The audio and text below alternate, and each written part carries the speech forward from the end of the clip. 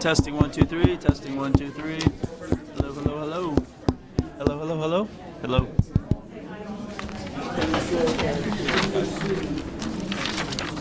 Big fan of this. Yeah, you hear me now?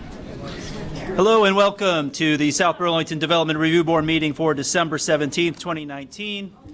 My name is Matt Cota. I am the chair of the South Burlington Development Review Board. With me is Development Review Board members John Wilking, Ron Filbert, Jim Langdon, Mark Baer, Alyssa Portman, Brian Sullivan. With us also as staff, Marla Keene and Delilah Hall.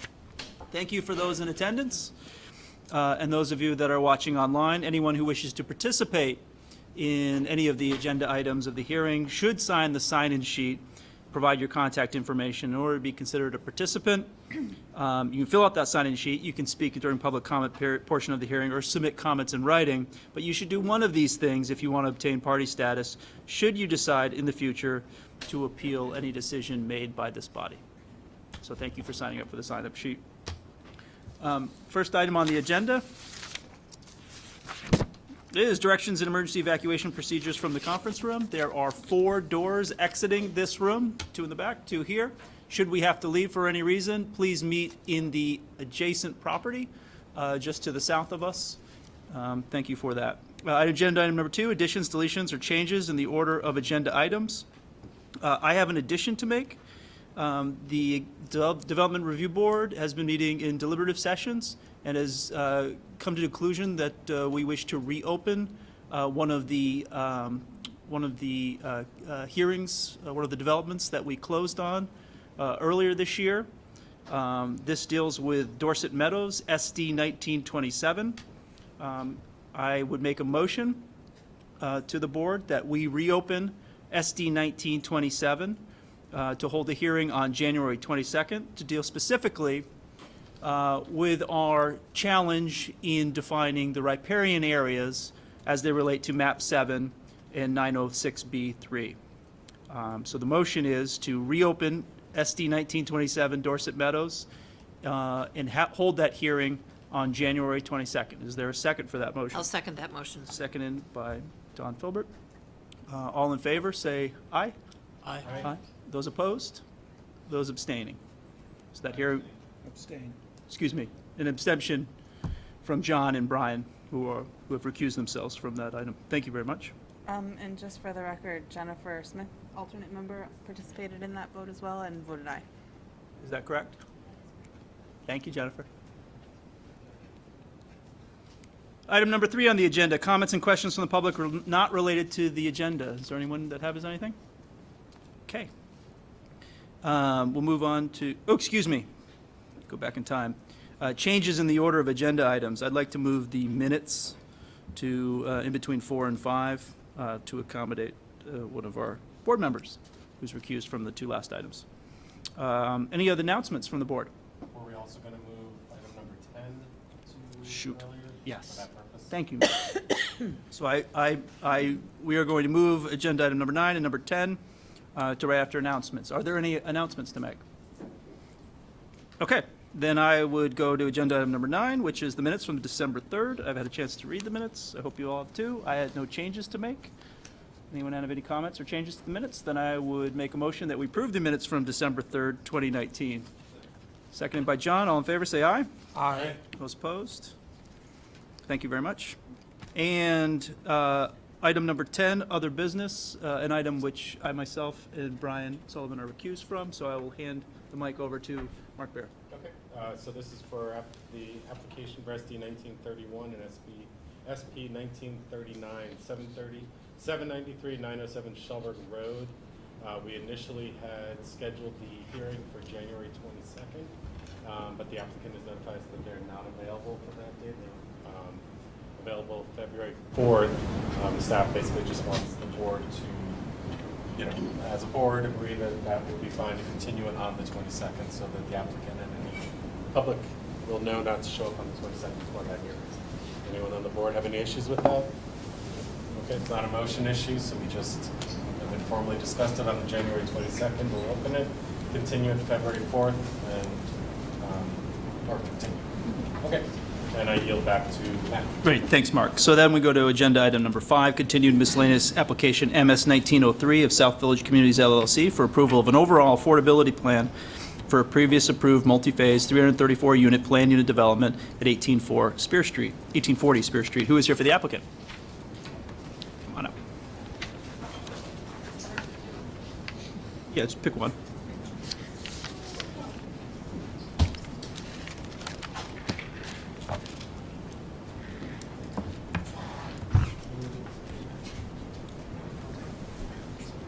Okay, this is a continuing miscellaneous application. Have we opened this for swearing? We have not sworn them in. Okay. We opened it and continued without swearing in. So please state your name for the record, Robin. I'm Robin Jeffers. I'm with SD Ireland and South Village Communities. Patrick O'Brien, I'm with South Village Communities and SD Ireland.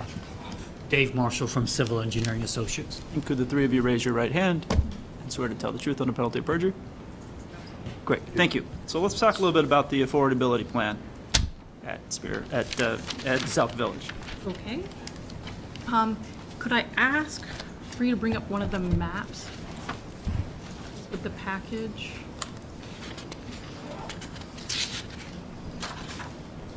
I just wanted to give a brief overview of the neighborhood for people who may not have participated in a South Village application before. Farther page down in 05.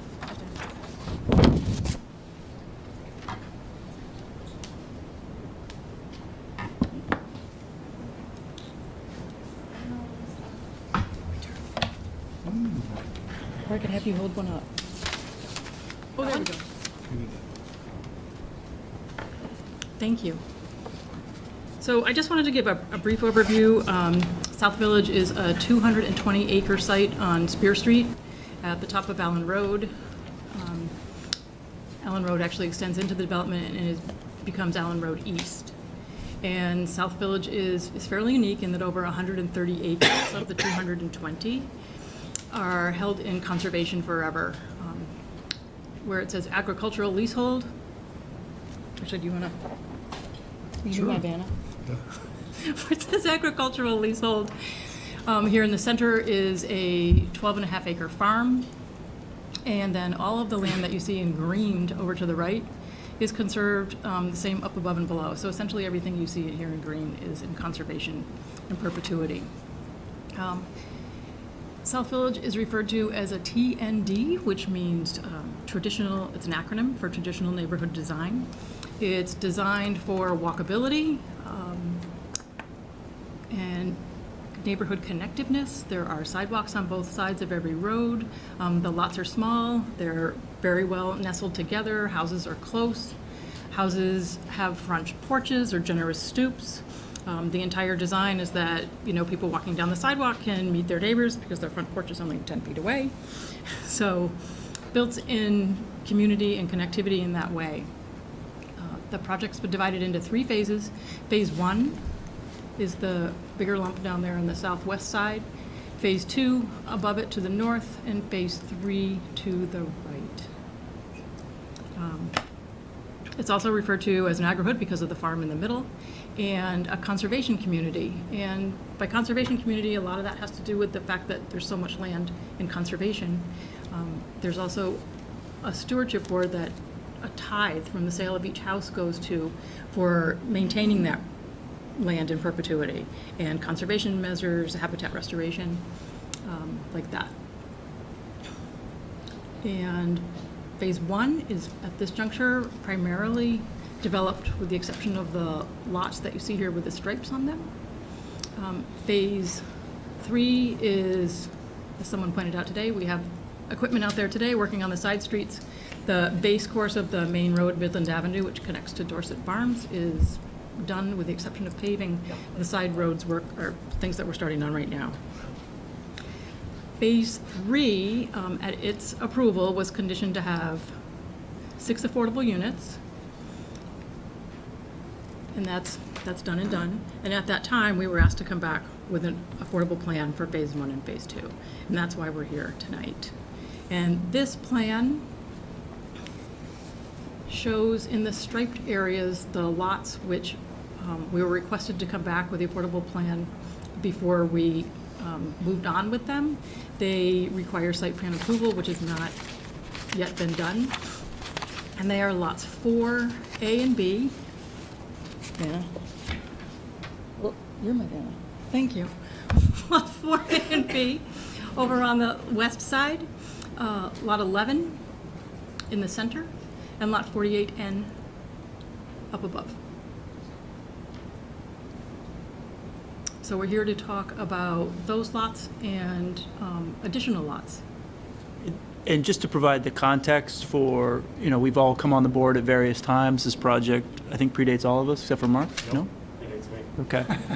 Predates me. To crudely summarize, in South Burlington, our land development regulations allow a density bonus for people that purchase transfer development rights to build more in a concentrated area if they preserve land somewhere else in the southeast quadrant. And we also provide a density bonus under the current land development regulations, the city of South Burlington does, for providing big A, as Frank Kochman used to say, affordable housing, meaning a housing that would be in perpetuity, be affordable, working with the various nonprofit organizations that ensure that happens. I think I have that basically right. In this project, under the master plan, you have received a density bonus that allows you to build more lots, but in order to build those lots, the land development regulations compel you to follow our regulations with regards to how those affordable units are dispersed amongst your development. In order to build certain lots, we asked you to come forward and present an affordability plan so we make sure that it was possible for you to comply with the land development regulations. And you have come up with 4 different options as I review them. Yes. Maybe, I don't know how you would like to proceed, but perhaps we go through each one overview, or how would you like to go about this right now? We can go through each of the 4 options, or we could just go to the staff notes. We could do either. Let's start with the different options. Start with the different options? Yeah. Okay. Option 1 would put 17 out of 34 units on lot 11. you like the map to stay up? Yes, I think it's easier to look with the map. And these would be duplex units. So there'd be a total of 17 duplexes for a total of 34 units. 17 of those would be affordable. Lot 48N would have 4 duplexes for a total of 8 units, and 4 of those would be affordable. 5 additional units would be assigned in pre-existing multifamily buildings. Sorry, just to orient myself, Robin. Yeah. Phase 1 is to the lower left. Phase 2 to the top. Phase 3. Correct. Yes. Okay, go ahead. Sorry. You want me to start again? I can start again. So on lot 11. It's confusing. It is. We want to make I sure we agree with understand. you. It's very confusing. On lot 11, which is that right there in the beginning, it's in between phases 1 and phase 2. It was originally approved for a school. It's a little background information. We found no opportunity to build a school. It wasn't feasible. So we are currently proposing 17 duplex units for a total of 34, and half of those 17 would be affordable. The other 17 would be market rate of the same product. And I have pictures if you want to see pictures. Let's do a summary of all 4 options. Summary and then- first. And then let's Okay. talk about the merits of them. On lot 48N, there we go. 4 duplexes, a total of 8 units and half. 4 of them would be affordable. 5 units would be assigned to pre-existing multifamily units in the light blue lot that's all the way at the bottom, and the light blue lot that's already all the way at the top. So these have been built but not sold? They have been built and they are currently rentals. So we would covenant 5 of the units to be rental in perpetuity. It's both phase 1 and phase 2. Oh, phase 1 and phase 2, you're looking at 5. Phase 1 and phase 2. So 3 in one and 2 in another. Doesn't matter. Okay. And then the 6 that are approved in phase 3, 4 are in the light blue multifamily area, and then 2 are in those pink blocks. So that gets you to 32. That gets us to- That's option 1. Option 2. Option 2, 26, back to lot 11, 26 of the 34 units proposed in lot 11 would be affordable. And then the 6 units in phase 3 would remain the same. That's 32. Option 3 has all units in lot 11 affordable, plus that's it. That's correct. That's it. So I'm No sorry, distribution. 1, 2, and 3. That's 1, 2, and 3. I know, sorry. I want to make sure I have this right. 1, 2, and 3, it's the same amount of lots. It's just the distribution of what are affordable and what's sold on market rate, right? There's no change in the number of units in lot 11 on option 1, 2, and 3, correct? Correct. Just a definition of which ones will be kept at affordability and perpetuity, and which ones will be sold at market rate. Except in option 3, there's 32. Oh, wait. But no, okay, 17 cottage-style duplexes in option 2. In option 3, 16 cottage-style duplexes. Option 1, Am I making sense? 17. I actually have a table, if that would be helpful for people that lay It's out the helping me. options. Is there any, can we did you copy? get that? I created it because it was A overwhelming. little clearer than mine? Do we have the ability to copy? Would this help people, or should we just? I can't see it from here, but if it helps Jim, it would probably help me. Pass it down. Thanks. I'm tired of trying to read this. Take good notes. So can we talk about option 4? We can, and I have a plan for that. While she's putting it up, it's just important to note that, Mark, you are correct. I mean, Matt, you are correct. All of them total the same, 32 affordable and 301 market rate. So all 3 options. All three options are the same number of units Yes, on it's each, just different distributions. different distributions. Based on, One of you. Or someone in the audience.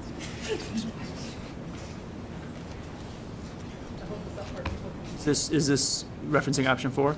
This is representing option 4. So, Bobby, that's why we need a map. So, Yeah, that doesn't help me. Confusing. stand If you- over here. Okay.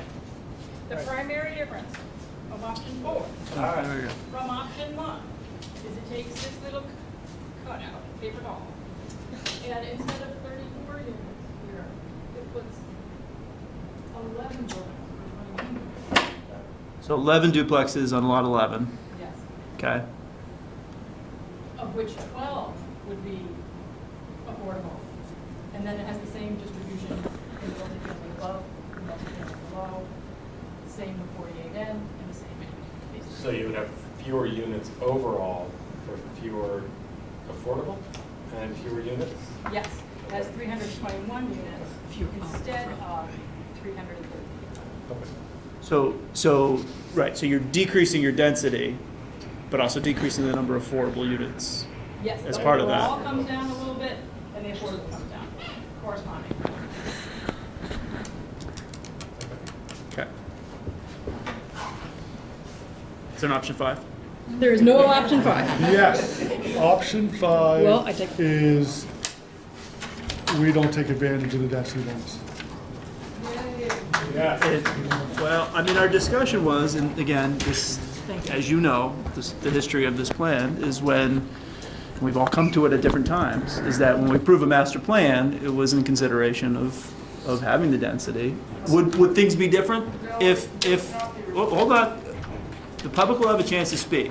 It doesn't help if I'm having a dialogue with the applicant, if this isn't the Yankees game. When we designed, not we, because we weren't part of it, but when previous boards developed the master plan, perhaps it wouldn't be designed in such a way if the density wasn't there. So we have to consider what previous boards have done in the design of South Village to offer that density. If you came here today, scratch, would you have, and you didn't have that density? You didn't ask for a density bonus, you didn't ask for affordable housing, would it be a different project? Presumably. Do we need affordable housing in this city? Yes, we do. So we're interested in coming up with a plan, coming up with a plan that makes sense for the developer, that makes sense for the people that need affordable housing, and that makes sense for the neighbors. And that's the challenge that we have before us. Can we talk a little bit about staff comments? I have so many papers here I want to identify. Robin, do you have a, I'm going to go with the staff comment. yeah. Oh, this is helpful. Thank you, Dawn. You're welcome. Boy, Jim and Alyssa, you gotta step it up. Essentially, there's the preamble, which you've said, and then on page 2, it says numbered items for the board's attention are in red. If I go to the first comment, it says, while staff is not opposed to the applicant not constructing a school, staff considers that the board approve this or concurrent application. They should require Lot 11 to include a replacement community anchoring element of a type to be determined of the time of that application. We are in agreement. So yes, the reading this comment, again, back to previous plans approved by previous boards. The community anchoring element presumably is not more houses. No, we're considering a pavilion. Currently, we have a great big tent, which gets used for community events, it gets used for farm-related events, it gets used for parties and potlucks. And so we're proposing, it's also tattered and about to die. So we're considering a pavilion that would be available for community gatherings and community events. Where is that, not to go back to the map, well, yes, to go back to the map, where is that for someone who hasn't been there in a while? Where is that in relation to Lot 11, that tent, or where a pavilion could be? It would be on Lot 11. It would be on Lot It 11. would be on Lot 11. So can anyone pick up my, Yeah, And presumably, if option 4 is the option that we go with, the configuration of where that might be would change because that's a different, It would be on lot 11 First- in every of the options that we've Okay. presented. Okay. We've planned, but where it would be located on lot 11? Middle? End of it? To the left of North the end? circle, to the left of To the. the left of the circle. So generally in the middle of what is known now as lot Right where 11. that little red dot is. Where the- Okay. Yeah. The intent would be to put it where it would have views overlooking to the west. So the it wouldn't west. be in the mix of the duplexes. It would be on the side of them. So the public could access that, the ones that don't live in the lot 11, the ones that live in South Well, you Village know, area. I'm glad you brought that up, because that was a clarifying question, because when I was sitting here looking at this when we received it, I'm like, define community element, because a school was not gonna be, I mean, it was for the public, but, so I'm just seeking clarification, and I'm sure our residents would like too, if this is a community for South Burlington element, or if this is a community for South Village element. I'm okay with not getting that answer tonight, but it's a little bit of a gray area. I was looking for feedback. Well, and I'd open this up to the board, but my initial thought is that it's for South Village, people of South Village, and not just those that live in lot 11, meaning there'd be access to that. That's what we This isn't a public park, but this is a park that can be adjoined by anyone that lives in South Village or happens to be walking on the paths there. But that's not for me to decide here. I mean, that's just my initial thought. So Don? I go don't ahead. see the staff comments. I'm sorry. You have to go back to the November 7th. Yeah, that's the confusing part, is Right, thank that you. was the November, That's what I said. Second pack. yes, this hearing was delayed. Sorry, so here is the staff comments. Yep, So- Okay, thanks. I missed that. Yes, could we go to the staff comments there? Thank you. Yeah, it wasn't in the packet that was dated Right. December 17th. Thank you. while we're doing that, I could point out on the plan on the wall, now that gigantic, compared to a home, rectangle shown on lot 11 is the proposed pavilion. Right there. Okay. Patrick, can I see that again? I see, so it's in front of the development Yes. in that, in option 4 configuration, so which it's- there are fewer units. It's in between. But it's this- even with more units, you'd still be that If you configuration. lift it off, it's in the same place for all the other additions of options. Okay. Okay, any other comments from the board regarding staff comment number 1 regarding an anchoring element or anything that you can suggest or would like to see? Should this go forward? Can you use the tape? What are past examples of anchoring elements in other developments? I mean, typically it's just been a public park, or a neighborhood park, and then we sort of defer to, rec department to coordinate what type of amenities they want in it. It's just more like, a placeholder.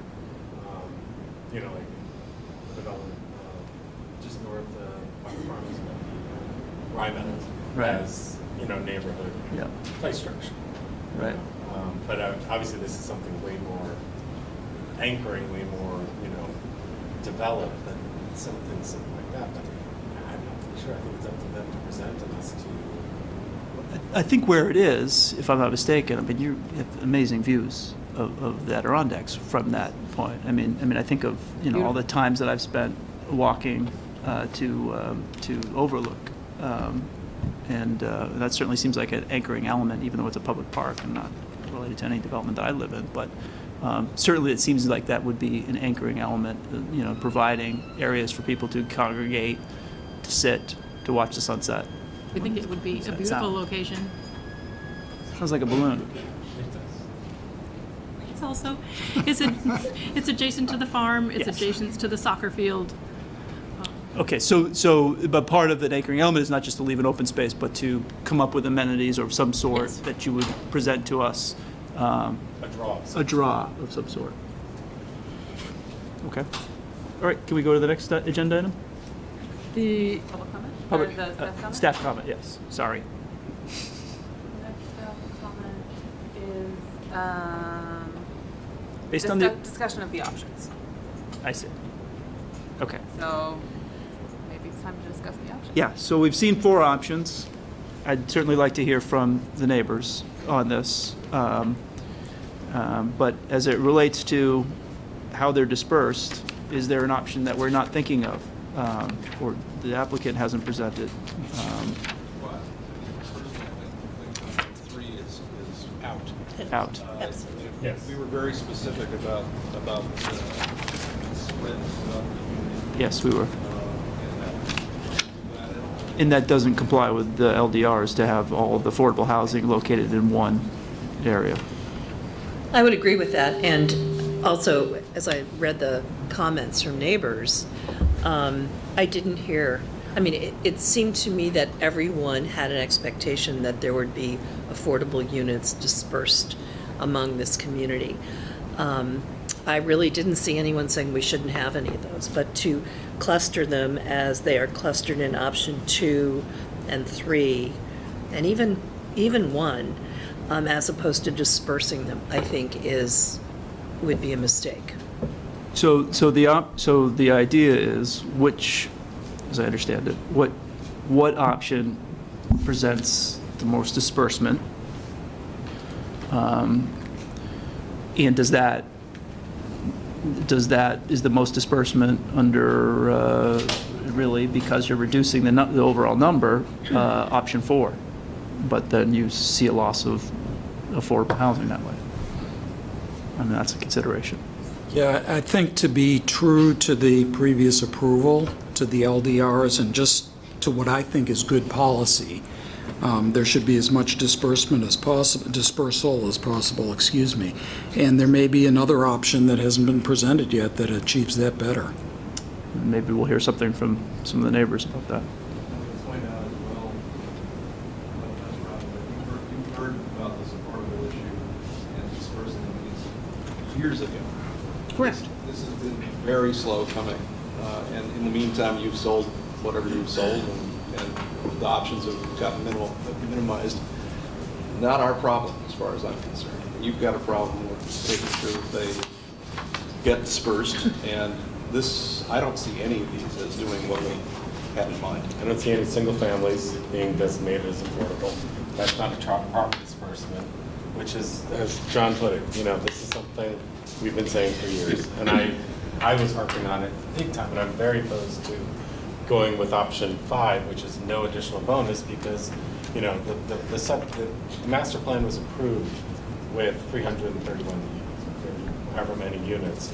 And you're right, if we were going to stick to 269 or however many is your base density, then we might have had a completely different discussion about how it was going to be laid out in terms of the amount of land, conservation, the whole nature of a PUD is the whole, give and take, going back and forth, and when you ask for the bonus density, we're expecting something, and again, I read all the neighbors' comments, and I hear what they're saying, and also, I think Sandy Dooley's comment was very, very telling in that, much as I would love to, like John, hold your feet to the fire, I think we also have to come up with some way, because the city's in desperate need of affordable housing.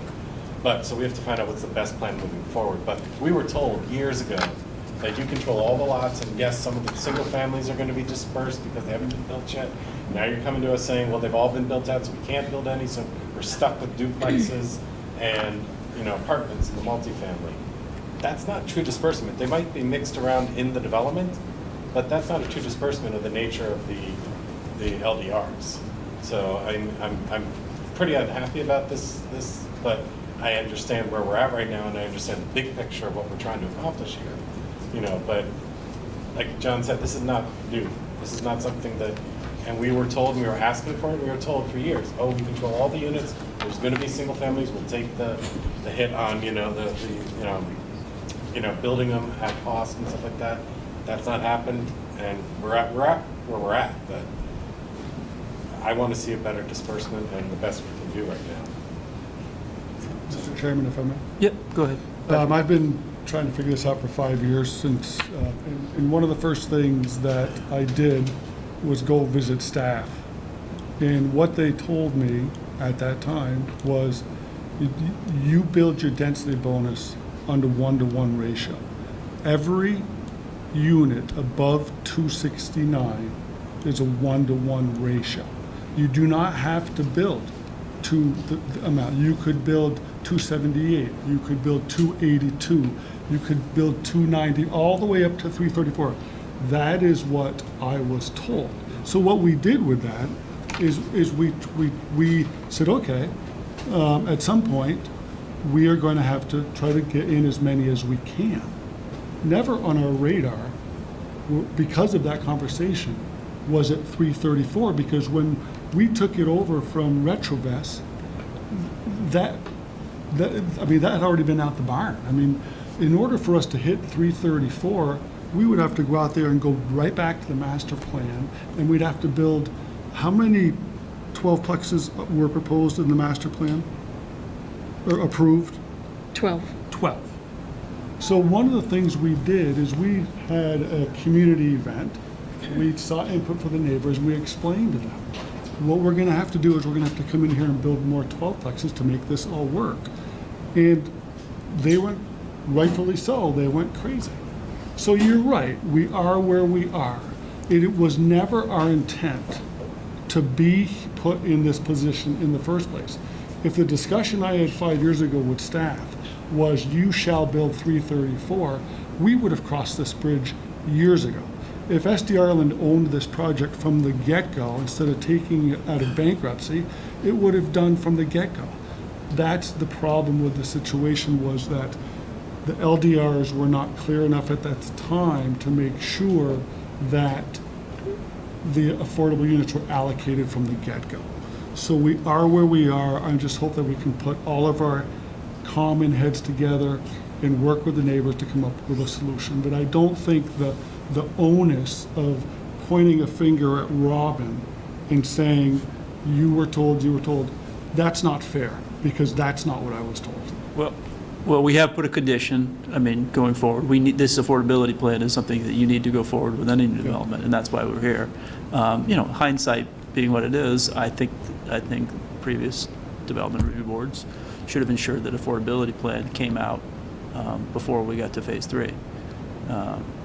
But we're not. Yeah, I think you were on the board the last time we talked about this, and we were all saying, Robin, we need the affordability plan. That was a year and a half ago. 2 years ago. That was 2 years ago. 2 years ago. 2 years ago. So we were saying it. Yeah.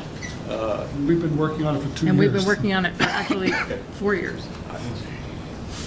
And there are conditions that you can't build certain lots without having this affordability plan. If this That's affordability correct. plan is not approved by this board, there are certain developments that can't occur within Right. South Village. That's correct.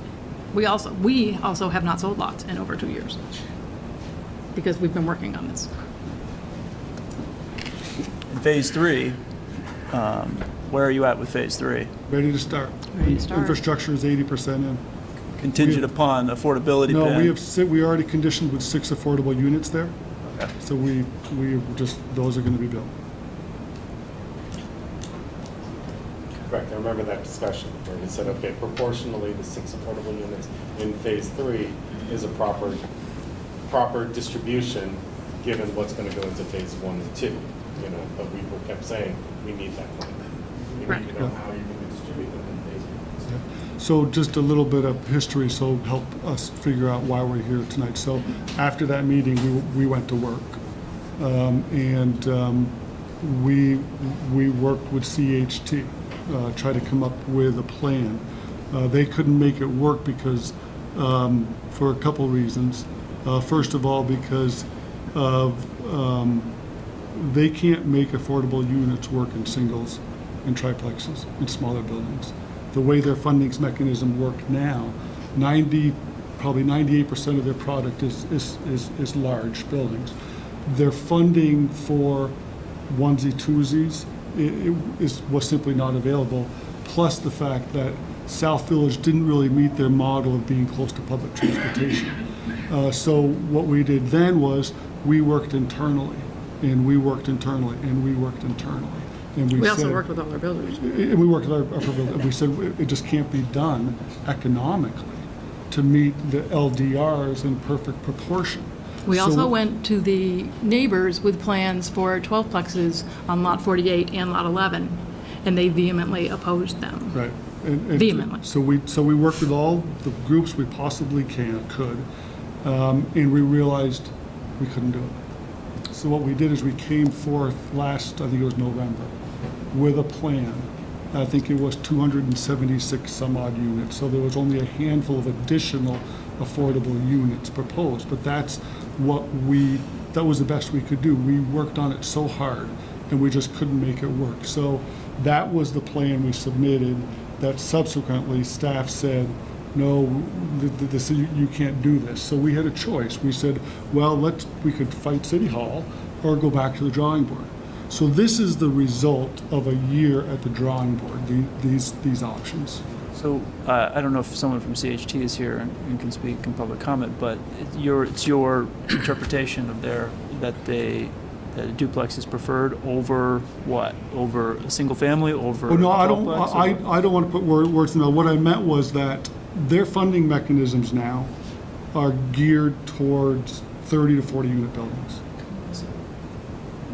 They have, they do have a home ownership program where you have smaller units like single families and duplexes. But that funding was not available for them to do at South Village. And one of the reasons, because it didn't check all the boxes. One of the boxes was public transportation. So nonprofit, we can't team up with a nonprofit to build these units at South Village from an ownership standpoint. From a rental standpoint. From a rental standpoint, we just are finishing up a project in Burlington that has inclusionary units, and we self-performed. So the rentals, we are going to self-perform all of this. The preferred. What does that mean? I'm sorry. So in other words, we are going to, like the for sale units and the rental units, most people turn to CHT or another nonprofit to do this. Because CHT can't do it here, we are going to do it ourselves. Okay? And the other part we're going to self-perform is the construction. SD Ireland does not build single family. We don't build a for sale unit. We build investment properties for ourselves. The preferred builders, which we have 3 of them here, have said we can't make it work financially.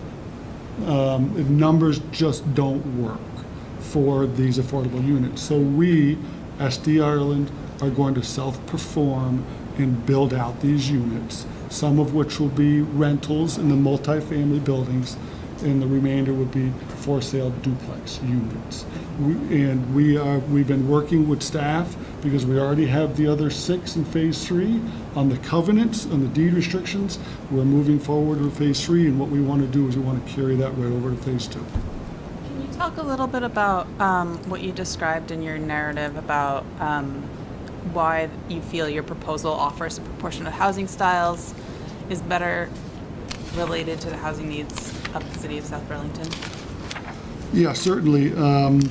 Just give me a couple of seconds. I think We believe that the duplex is, out of what can be built affordably, that the duplex offers the most desirable home. It's only has one common wall. It has 3 sides. They have windows. You can have a little bit of a yard. You can have a garage. You can have a front porch. And we find that most people would find all of those elements desirable. Right. You don't have all those same things in a 12-plex. And on the single family, we just found that you just can't afford it at all. And if you were to work on that model with a single family, then the buyer would not be able to afford to keep it in perpetuity. They wouldn't be able to afford the taxes and the upkeep and everything else that goes with it. You need a moderate priced home for affordable homes. Yeah, and that's one of the large hurdles that we tried jumping, and I think it's something that the DRB, I hope, kind of understands as we work through this, is that the single family building unit, I think I have here 4 reasons, and Robin just pretty much said all of them, but take out the difficulties and the encumbrances it puts on the builder. And you have to look, and this is something CHT brought up too. They said you have to look at the owner. The owner of these units has to pay taxes and upkeep and all this other stuff. And so it's much easier, their history says it's much easier, especially in perpetuity, for an affordable unit to be owned if it's multifamily. These duplexes, would you sell them as footprint lots? You know, that's what we haven't done. So what we've done is we've worked with CEA and TJ Boyle Associates to make sure that they work from a spatial standpoint. In other words, they fit, and that the circulation works, and that to some extent it meets the ordinance. But we're not finished, so we don't know for sure. What we haven't done, because we don't want to spend the long dollar until we get approval for an option, is turn to CEA and say, okay, let's make sure everything below ground works. Like, for example, we've calculated the amount of impervious surface in regards to our state stormwater permits. We know that works, but we haven't designed all the underground system yet. So we know it works from a space norm, meeting the setbacks, meeting the density requirements, and all the other stuff. But we just didn't want to go and hire what we would need for site plan approval or subdivision approval. And part of that is to determine, is this going to be what I refer to as an old style condominium, where you have limited common elements and common elements, or is it going to be the new style footprint lots? What we've done is we've gone so far as we have been fortunate to have a link to a couple of large lenders underwriting, and we've fed them information, we've fed them the legal documents, and we've fed them enough information to get feedback from them to make sure that these products are going to be saleable on the secondary market. And it's an either or as far as the footprint or the old style condo. So we've done our homework. The only thing we need to do is kind of get your feedback as to what you'd like, so we can, and I keep saying this, and it's true, is my feeling is that if we can do this, we can pull this off. It'll be a model for other builders to follow, not only in South Burlington, but around the state. Because tell me how many other private builders have successfully built affordable units. There isn't it. Excuse me, what is a footprint lot, please? So if you took a square and said 50 by 75 on a piece of land that was common, that lot would be where you'd build your house on, and it could even have a center wall that lands on the line that belongs on one side to one person. So a duplex, like he's talking about, could have a footprint that runs right down the center wall. I see, thank you. So Can I add? a lot of this is cost shift issues, isn't it? I mean, that's, and by doing it internally, doing it as self-performing, you're avoiding, you're taking the cost shift on yourself. When you were talking to other developers or your three preferred contractors, were you providing part of that cost shift to them, or was? Well, ironically, even with no land cost, they could make it work. Right. Cost shifted to Yeah. On lot 4, to answer the question, on option 4, they would be lots. It's the option 1 that we don't know if they would be footprint or condominiumized.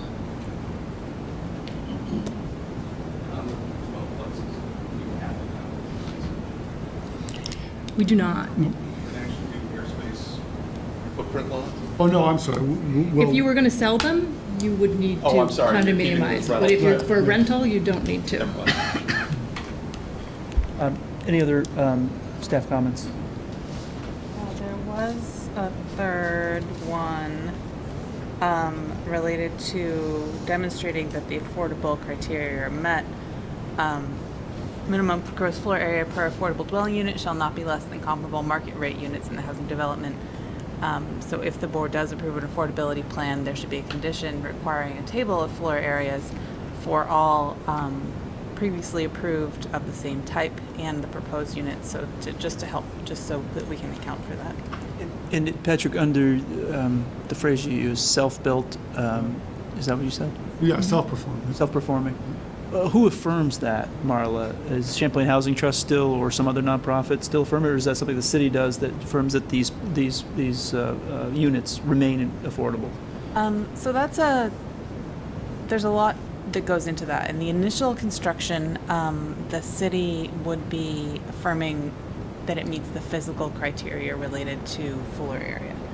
On an annual basis, and Ireland has provided us with a draft agreement to this effect, the city or its designee may review this. We've had conversations with CHT, and they said that they would be willing to be our designee to enforce this. It would be done. One of the advantages of having them do it is that it protects the privacy of people who live in those homes. I never see it, Delilah never sees it, but we do kind of see the annual report, and Kevin signs it and says yes, their condition is met. A notice of conditions gets filed in land records to hold this in perpetuity. They're obliged to make this annual report to the city. Their records don't become public records. The last thing you want is somebody's personal information turning into a public record. And we've seen an example of this annual report from other developments in Burlington that CHT provided us, and that's something we could provide the board with. It's been scrubbed. It kind of says, Unit A, annual gross income is 684 or 68,400 per year, and 80% median income is 70, and therefore they are under, and therefore we're good, and they live in a unit that is a one bedroom. And just for my maybe dumb question, it affirms that someone can't purchase an affordable unit and then resell it at a profit, and Right, so for a that's rental part of property or someone the- purchase it can't re-rent it out and at a higher rate. Right, and those There are that's deed part of the covenants. deeds. The ordinance that we- covers that in relation to the mandated legal documents and then the ongoing management that Marla's referring to. If you could essentially sub out to an organization like CHT, To manage the reporting. reporting requirements. Yeah. And planning commissions. Patrick knows we were in front of it the other day talking about affordability, and I think they're meeting tonight again. They are, yeah. The concept seems simple. The reality is very complex. And as I mentioned, fortunately, we're just finishing up a project, so both Robin and I and some of our other staff, we have experience in it, in the management and everything else, and working with Burlington. And of course, we have a great relationship with CHT. So, as I said, we're poised. So we've got 4 different options and possibly a 5th option. The board has had a chance to offer comments. Any other comments before I open it up for public comment? can we Any other speak- comments from the board? Yeah, go We have ahead. a comment on number 3, Yes. in that we could provide floor area for what we have built, but what we have built is quite limited.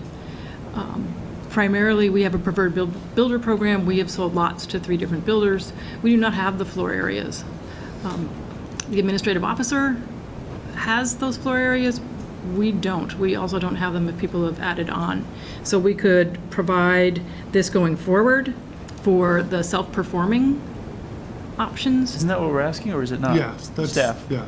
Is that, what are we asking for here with So that? most, She says previously approved units. right, most projects are built by one builder, and so we're able to get sort of a table every time they come in for a new zoning permit that says, yep, this one's, comparable size.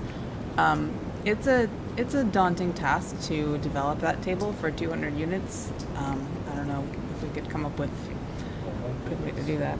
Well, there's no proposed single-family affordables being proposed, so I don't think we need a comp for single-family square footage. Right. But this is not just for affordable units, right? This is for all units already built and going forward. Is But that- it said the criteria is then comparable market rate units. So if the board determined comparable meant the same number of units in a building, I guess it's up to the board. I guess that's a question for the board then. Does it mean the same number of bedrooms? Does it mean the same number of units in a building? Does it mean the same views? I don't know. This similar question, and I need clarity, and I'll tell you what we have assumed by reading the ordinance, working with the Affordable Committee, in what is being proposed upstairs.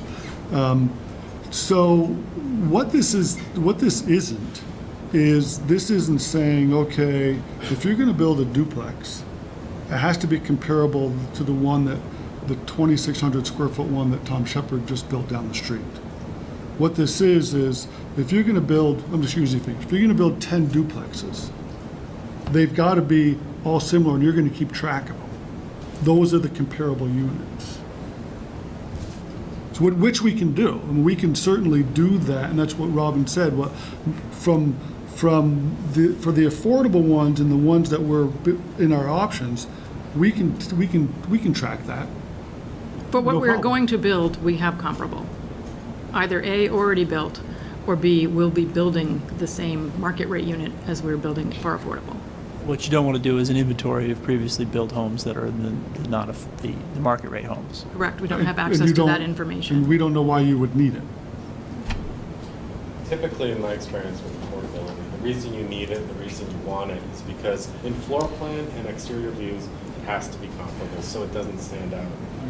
So I think that's the purpose of this condition. It's so that, and also, I mean, it seems as though they're looking for a one-to-one.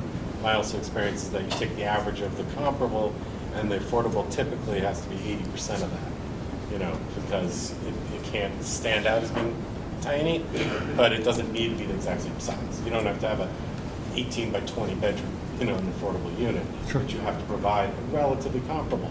So, like I said, I'm not sure if our regulations require one-to-one, but my experience has been you need to be able to provide a comparable unit to what's typically being built. So, like, for example, in Burlington, the project we finished, inclusionary zoning works the same way. You can't, we've got 30-unit buildings, 40-unit buildings, we've got duplexes, et cetera. You can't tell, nobody knows which one's affordable. I did a project in Shelburne, okay, Rivercrest. There's a handful of affordable ones there. Those are in the condominium part. They're comparable. They're not in the single family part. They're not comparable to the single families. They're not necessarily comparable to all of the duplex, triplexes, and quadplexes in the condominium part. What they're comparable to the ones, the units like that. Right, but that's one of the reasons why early on we wanted an equal distribution. Yes. Clearly, that's not happening, so we need to move forward and come up with the best plan that meets what the goal of the city, the goal of the comprehensive plan, the affordability plan, your ability to provide it, because your ability to provide it dictates a successful ability to get as many affordable units as we can, as well as address the neighbors' concerns, about what they have living there and what they have coming in. So that's why we're here tonight. And I think one thing about the equal distribution is, no, we're not asking for it to be one affordable housing equals one affordable single family or one single family. But it needs to be distributed so that you can. Agreed, and that's our goal, yeah? We have no problem providing it going forward. Yeah. So the criteria related to the gross floor area is what you see on the screen. That's the whole criteria. So if the board wants to say that this is applicable duplexes to duplexes for only the ones that this developer has built, I guess that's the board's choice. Alternatively, they could say it's duplexes to duplexes for all duplexes in South Village. They could say it's duplexes to all units in South Village. It's really up to the board. Because that's the whole standard. So I agree exactly with what Mark said. And in fact, the principle that you enunciated, that you shouldn't be able to identify which units are affordable, is actually the reason I have a problem with options 1, 2, and 3. Because with that kind of clustering, They know where. you know exactly where they are. It's, 50-50 ratio. yeah, I mean, That one is. it's a form of economic segregation. I'll call it what it is. I one disagree. good- If 50% of the units are affordable and 50% of the exact same units are market, how can you tell the difference? Where are the other affordable units? They're dispersed in the townhome apartments and the triplexes. So there's a 50% chance that in those duplexes, one unit will be affordable. That's correct. Okay. And people aren't going to assume that someone that lives in those duplexes might be living in an affordable unit. They may assume it. And they may be presume right it. 50% of the time. But here's A the person thing. could make the same, Yeah. Right, but here's the good news, right? The good news is this. You're right, they could assume it. Big deal. It's gonna be the most beautiful, affordable unit they've ever seen, right? So, but here's the thing. I can understand, I think we're making strides here. But one thing is, and I kind of said this to Rob the other day, is that shame on us if we had come in and proposed this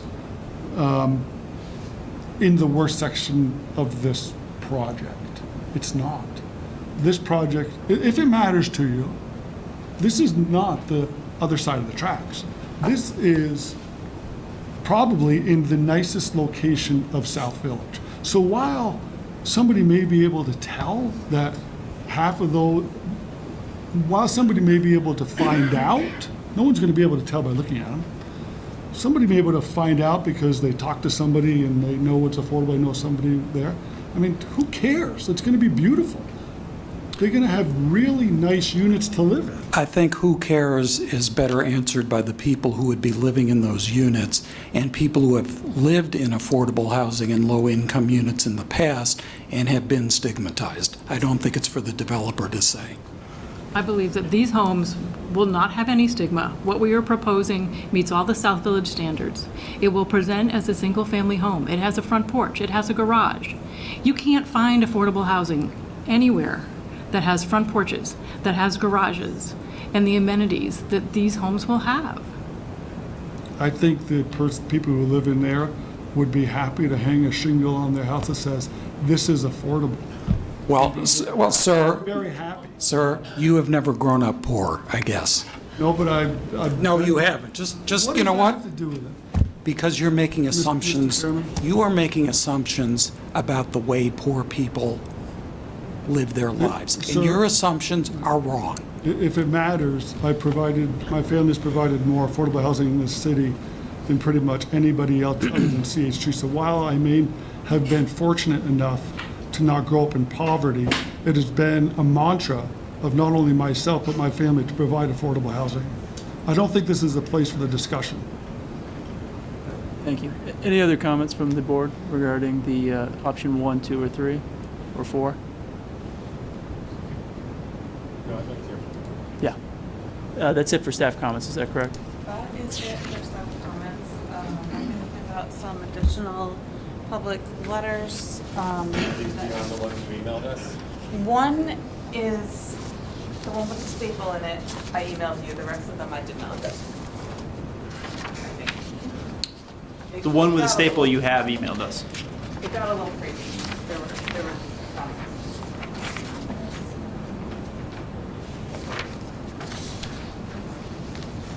So, Dave, I think what we're going to do is we're going to use that microphone there. If sometimes if they come up together, just maybe scooch that way. Okay. Okay. So how this works is if everyone wants to speak, we'll be here until midnight, and we won't. If we let you speak as long as possible, we'll be here till midnight, and we've got several other agenda items. And I want to make sure that everyone has a chance to speak, that no one gets crowded out when it comes to the. Can I offer a suggestion? Could you explain to the folks what happens subsequent to this if an option is approved? In other words, I don't know if they might think that this is a green light for construction and it's not. Yeah, I mean, we'll get. I understand what you're saying. This is a chance for the public to comment on specifically the fact that we have asked this applicant for affordable housing plan in response to the master plan. They have provided it. and now we're seeking comments based on the options that they presented or another option for which we haven't considered at this time. So what I'll ask is for you to raise your hand, and I'll set a timer to make sure everyone gets a chance to speak, and no one can speak for the entire time and filibuster. And I have a timer here, and it'll be a gentle reminder after 3 minutes that to wrap up. But I want to make sure everyone who would like to speak gets a chance to speak. And we'll start by, if you raise your hand, we'll ask you to come to the table and to say your name, and that's how we'll start it. So is anyone who'd like to speak about this project, please raise your hand. Come on forward. Have a seat in the chair. I have a question first. Yes.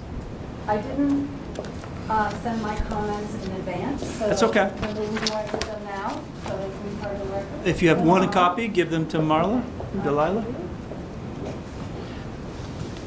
And they're a lot longer than 3 minutes, so I'll cut this down. All right, Okay. give us a summary. All right. You could first start by identifying yourself. My name is Susan Darnell. Hi, Susan. Hi. I live in one of Shepherd's duplexes in South Village, and I'm here to talk about the impact of the density on Lot 11 and on the farm and parking. I'm a member. South Village has a number of unique situations, and one is it's got two governmental managing organizations, so to speak. The HOA is responsible for the developable land. There's a nonprofit called the Stewardship Fund that is responsible for the open space in the farm. So I'm a board member of the Stewardship Fund, just to make that clear. Sure. So, and I think I don't need to prove that I'm not against affordable housing. I'm not going to go into the projects that I've worked on in my former communities about affordable housing, but just be cognizant of the fact that I'm only talking about density and not about affordable housing. So for those people who might not have all the information about South Village, I'd just like to remind people that it is an agrihood, and it is the only one, as far as we know, in all of New England, that people moved to South Village because of the agrihood and the open space, and the fact that we're a green community, so there are no chemicals that are allowed within South Village or on the farm. I think we're the only development in South Burlington that has set aside so much open space. I know that's a concern. It's in your bylaws and it's in your current comprehensive plan to preserve open space, wildlife, and natural habitat. So not only do we have the open space, the pocket parks, the farm, but we also have a requirement to restore all of that open space to its natural state of about 50 to 75 years ago.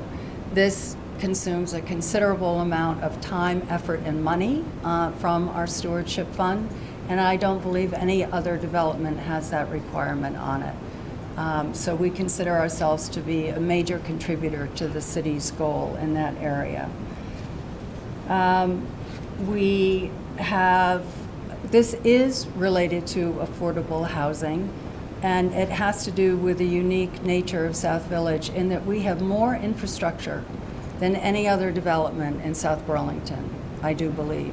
We have the roads, but we also have lanes, we have greens, we have double sidewalks on the roads, we have double sidewalks on the greens, and all of that infrastructure makes a lot cost more in South Village than it does in other neighborhoods. And I think that the cost of the lot is, those are wonderful amenities for the neighbors, but it's got a very negative effect on affordable housing. So the farm is central to South Village mission, and I would like to point out that several of our board members have been extremely generous and have funded a number of greenhouses and high tunnels so that we can grow products under cover. Yep. Your 3 minutes are up. Oh, my gosh. Would you like to, we will read your letter, but Okay. is there Yes. a summarizing statement that you'd like to leave with us? What I would like to say is that farm is incredibly vulnerable.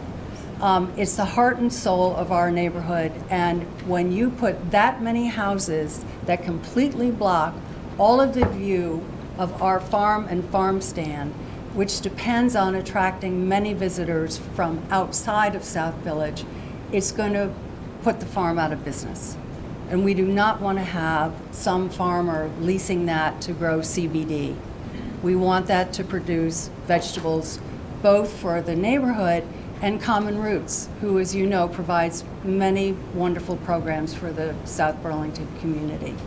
The other thing is our farm stand attracts a lot of cars, which are essential to its survival, and you will have all of those houses on Lot 11 using, and all of the farm stand traffic, and all of the soccer field traffic, all in that one quadrant of our neighborhood. It's going to be unmanageable. The parking is going to be unmanageable. Thank you very Yeah, much, Susan. So, Appreciate your time. Thank you for And your I'll make comments. sure your comment letter makes it okay, to the board. all right. And all I can say is good luck, because everybody seems to have very hard positions to try to reconcile, including the neighbors. Thank you. Thank you. Someone else like to speak? Yes, come on up, sir. State your name for the record. My name is Bo Denham. I live on East Fisher. Hi, Bo. And I just wanted, going back to something Patrick said earlier, that I'm not sure got enough attention. In the summer of 2018, we had just moved here about a year and a half ago. Ireland showed us a plan and had an open house for a plan that they proposed, and I believe it had 279 homes. And I believe that if you were to have a meeting today to discuss that plan, all these people behind me would be in favor of that. It got unanimous approval from everyone, full support. This plan has probably got 279 homes. it was 279 total. Yes, that was a plan that was brought to the board. So 269 is the base, and then that would be 10 over. So that'd be 5 affordable and 5 market base. Yeah, Patrick and Ben, you help me out. Yeah, it was, you're correct, but what we had done there, we had actually said that we were just going to build more affordable. We didn't care about the one-to-one. We cared about doing what worked economically and doing what the neighbors liked. And that plan, if you're looking for Plan 5, that plan had the full support of pretty much everyone here. Okay.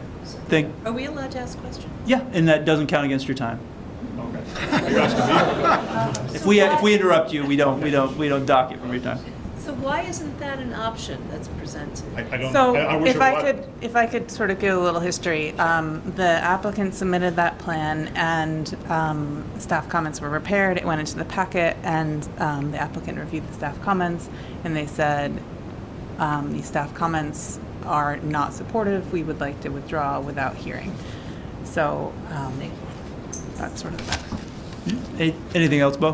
The other thing is just in terms of density that was just spoken about. If you look at the northern edge of where that hash mark, the kind of orangish area. Lot 11? Lot 11, yes. Yeah. We saw a plan that Ireland presented that's going to be supportive of the 300 and something. We saw that last summer, and in looking at that plan, the last driveway for the last duplex in there is 20 feet from our current farm stand. So in terms of, to kind of reiterate what Susan had just said, that's going to have a huge impact on our farm. It's just, this whole development backs right up against an active working farm. So just to consider that too. Thank you very much. Don't be shy. Come on up.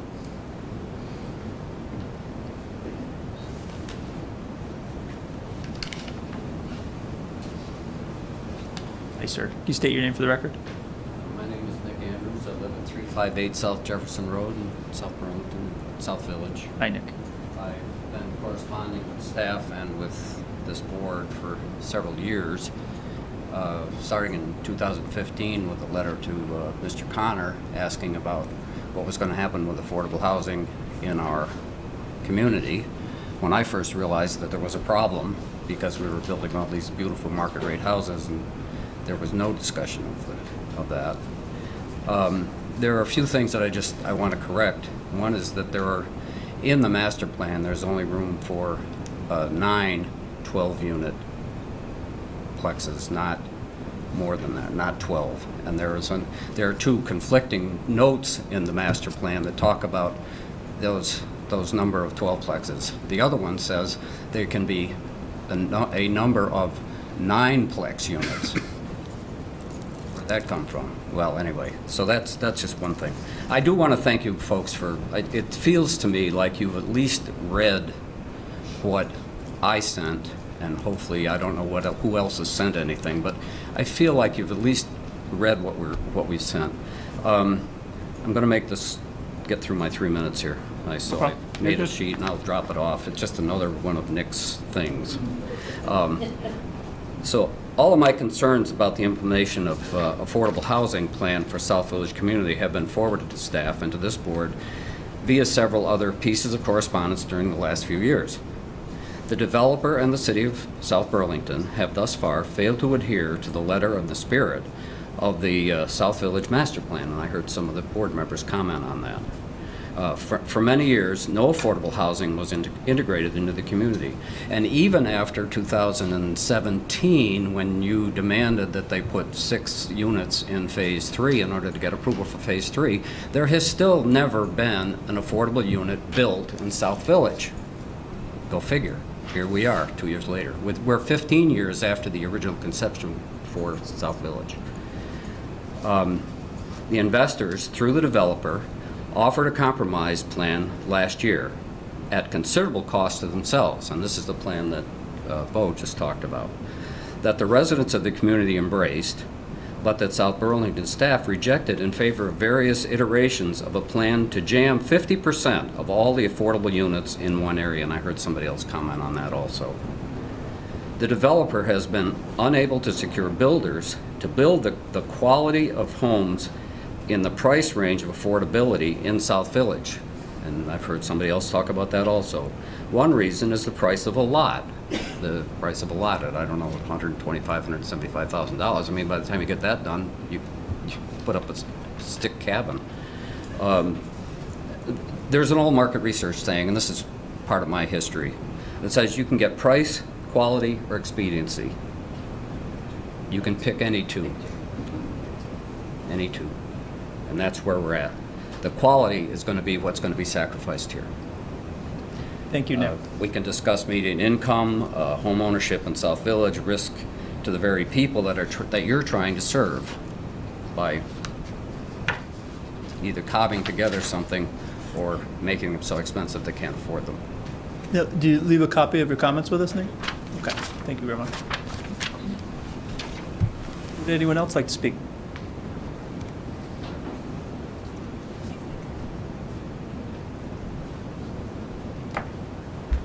Come on forward.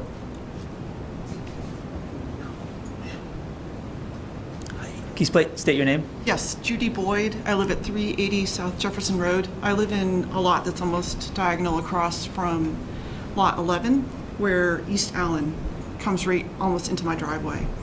So just a few observations. Since construction or activity began today on Phase 3, I was working at home today and I noticed a dramatic increase in traffic of construction vehicles. And this may relate to perhaps a previous decision that I missed about not having a left turn lane on Spear.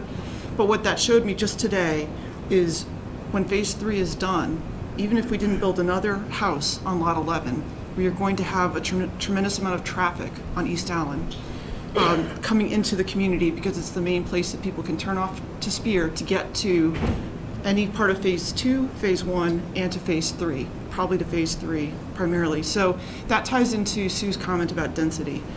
We have to be very careful, I think, as a community to think about where we put any increased housing requirement for any purpose.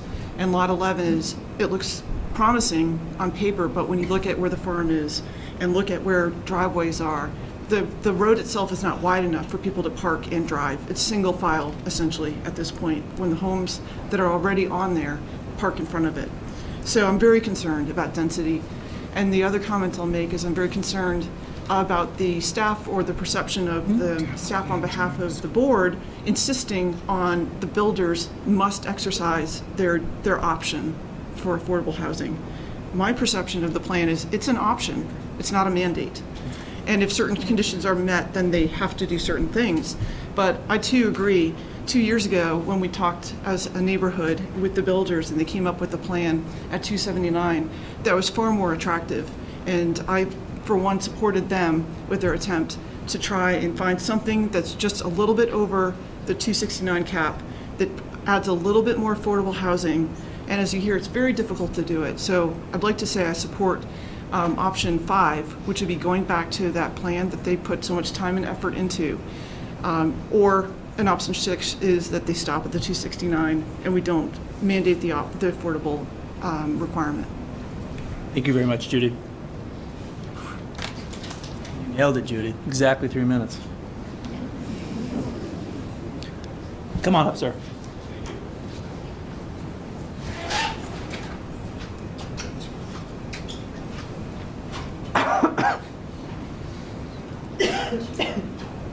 State your name for the record. Yes, good evening, and I'm Mark Thurmanson, live on North Jefferson Road in a Shepherd duplex. Mark. The comments I'm going to make, Marla, are part of Susan's document, okay? So basically, what we want to point out, much of this I think has been discussed in various ways from the board, but the reduction of the 23, we propose in a way a solution, okay? And that would include a reduction of 23 units, either by the court or by the city, that we can't simply ignore. Apparently that was done, okay? Forcing double to more than triple the density on lot 11, for a lot of reasons we've already brought up, that are going to impact the farm. It's the only parcel left, if you look at everything that's available of that size, that could accommodate anything. The density is not seen anywhere else in the development. And therefore, it doesn't meet the city regulations that would make affordable units indistinguishable from market rate. Furthermore, the city's mandate on density and affordable housing comes far too late in the process to be in any way reasonably accommodated. We respectfully ask that the density requirement be reduced by 23 units, from 334 to 308. Thank you. Thank you, Mark. Can I kind of explain a little bit of what he just said as background for newer board members? Yes, you can. So this project was originally approved with 334 units. Master plan includes 334 units. Phase 3 had an additional, had 90 units in it? Had an additional 19 units in it above, and then 79 to 60 by the code. and then it was appealed to the environmental court. So as it was originally approved, there were 79 units in phase 3. It was appealed to environmental court. Environmental court said, thou shalt reduce the number of units in phase 3 to 60. So what Mark's comment is that the developer originally contemplated 19 fewer units in phases 1, 2, and 3. And now they can't put any of them in phase 3, so they're trying to jam them into phase 1 and 2. And to clarify, I think there's a little confusion. They were saying 23, but the number's 19. They may, I mean, the court decree said 19 less, not 23. I flagged it. Can I just make a quick correction, please? 19 units by the court order, but the planning committee reduced the number of units in phase 2 by 7. So it's a total of 23 units that have been declared off limits, so to speak. And that's why we would like to see the density requirement reflect the loss of those 23 units. Understood. Thank you. The court order. We can't do it from the sidelines. I mean, if you wanted to talk specifically about that, we'll have to have you come up to the microphone for Just because I've lived this thing for the No, last I know you have. 3 years. I've seen you many times. I hope that's good, but I understand. The court order, back in this was 08, 07, 08, eliminated the 19 units because of that corridor for animals and water. And Right. those 19 units, that same order said they said to the developer, you can move those into phase 2. Well, that would have jacked phase 2 from 99 units to 118. Right. Well, instead of going to 118, which I'm not sure how they would have done anyway, based on where we are now, they even went backwards from 99 to 92, and they got the approval of the Developmental Review Board for that change to 92 units. So that's where this 26 units comes from. They may be able to shed more light on that, but that's, from reading all the documents, that's where I got that number. Thank you, Nick. Appreciate that. So for more clarity, Nick is correct. So regarding the court order, the reason, how we ended up with 90, I think it's 91, in phase 2 is because where lot 48 is, we had proposed some units, but we discovered in making application, what Ray had found out, that the layout of the units that we had proposed on lot 48 didn't meet the ordinance, had something to do with the length of a driveway serving so many homes. So his recommendation at that time was to just take those off and come back later. Yep. Yeah, I remember that. Okay.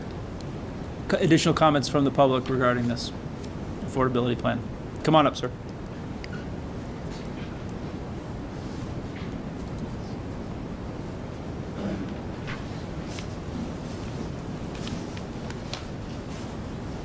State your name for the record.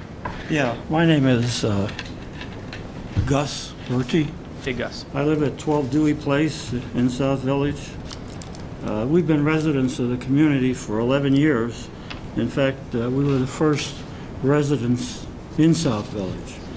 I'm here tonight just to express the concern of my wife and I over the plans presented to the residents to place affordable housing in South Village. We're not opposed to affordable housing and understand the need. However, the plan was presented to us by the developer does not comply with our understanding of how affordable housing was to be integrated throughout the community.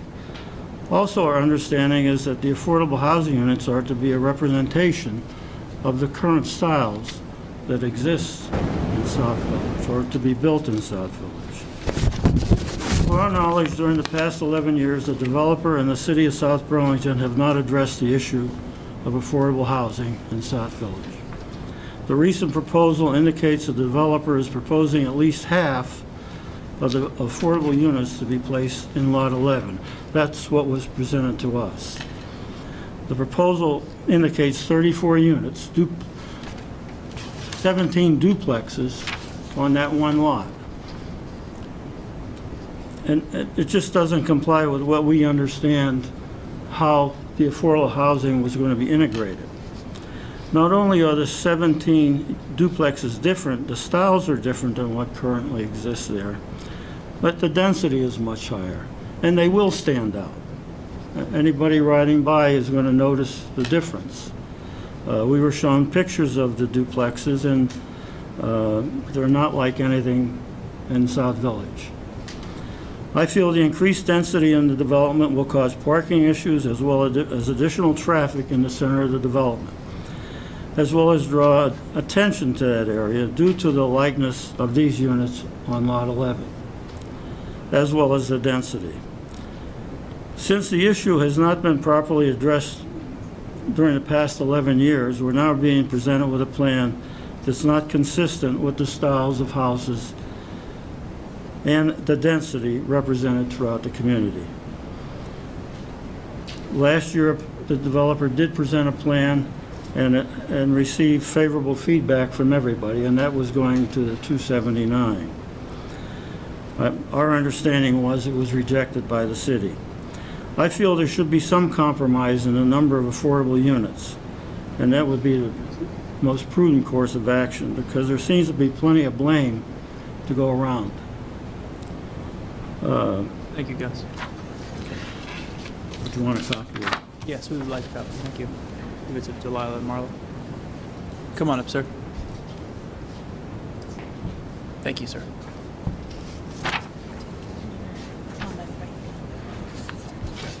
Kirk Clark, 28 West Fisher Lane. I agree with Sorry, say your name again. Kirk Clark. Kirk. Thank you. Okay, go ahead. One thing I did want to mention, I'm also on the Stewardship Fund Committee, which is a 501c3, and 0.5% of every sale goes into that fund, and that is used to maintain the farm and also the preserve land, which is remediated. And so as originally conceived, 0.5% of 269 units was the sale of those were going to go into the stewardship fund, and that was going to be used to, again, maintain the farm and the common land, the preserve land. Because there's been a kind of a change in the demographics, these were all supposed to be owner-occupied units throughout South Village, and there are quite a number of rental units right now in there. As a result, those do not pay the 0.5% in unless the entire apartment house is sold. There are about 60 of those units right now. That has an effect on the ability of the stewardship fund to meet what its original goal was. And also a secondary thing is that means that now about a third or more of the votes of the homeowners association are cast by somebody that doesn't live in South Village. So my point would be that if you have full price housing and affordable housing side by side in density like this, please make sure that those are all marketable. Because if they wind up not being marketable and become rental units, the situation that we are already facing is going to get worse. So I would hope that there would be some kind of a study to make sure that if whatever goes into those units are all going to be marketable. Thank you, Kurt. Well, again, that's kind of changed. That might be something you want to address in the homeowners association.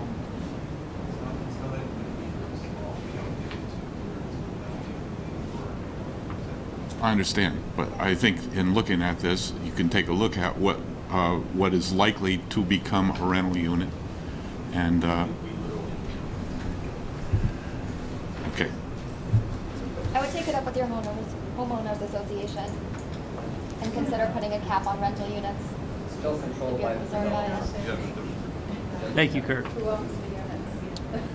Would anyone else like the opportunity to speak on the affordable housing plan in South Village? Come on ahead, sir.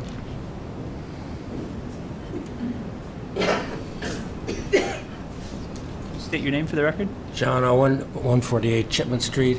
I just want to echo Gus's comments that the plan that puts so much density in Lot 11 is going to make it very obvious that these houses are different. And if your idea is to make affordable indistinguishable with the other houses, this won't do it. So that's my comment. Anybody else like to speak about this? Come on ahead.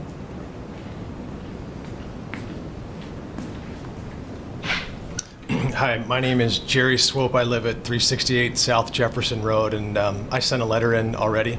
I just wanted to take the time to echo a lot of what was already said by my neighbors, and I worry that some of these new plans will really compromise the integrity of our development. As people said, Lot 11 is right next to the farm, which is really the heart of our neighborhood, which is really a big draw. It's what drew me and my family there 7 years ago. And I hope, however you guys choose to move forward, that you really think about the integrity of our neighborhood, because the decisions that were made and not made in the past around affordability are going to be affecting us. I'm not against affordability. I'm just concerned that it wasn't integrated effectively, and I really worry about density. And my neighbors, I think, said things very effectively, so I'll just leave it at that, and I want to say thank you guys for your time.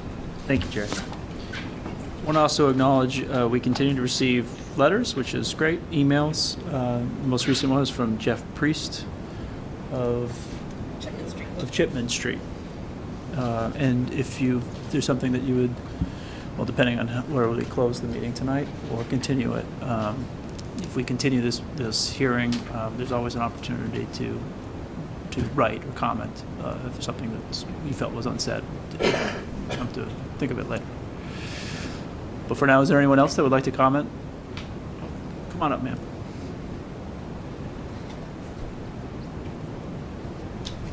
My name is Paula DeMichael. I live on Dorset Street, and I'm on the Affordable Housing Committee. This is my first time here. Welcome.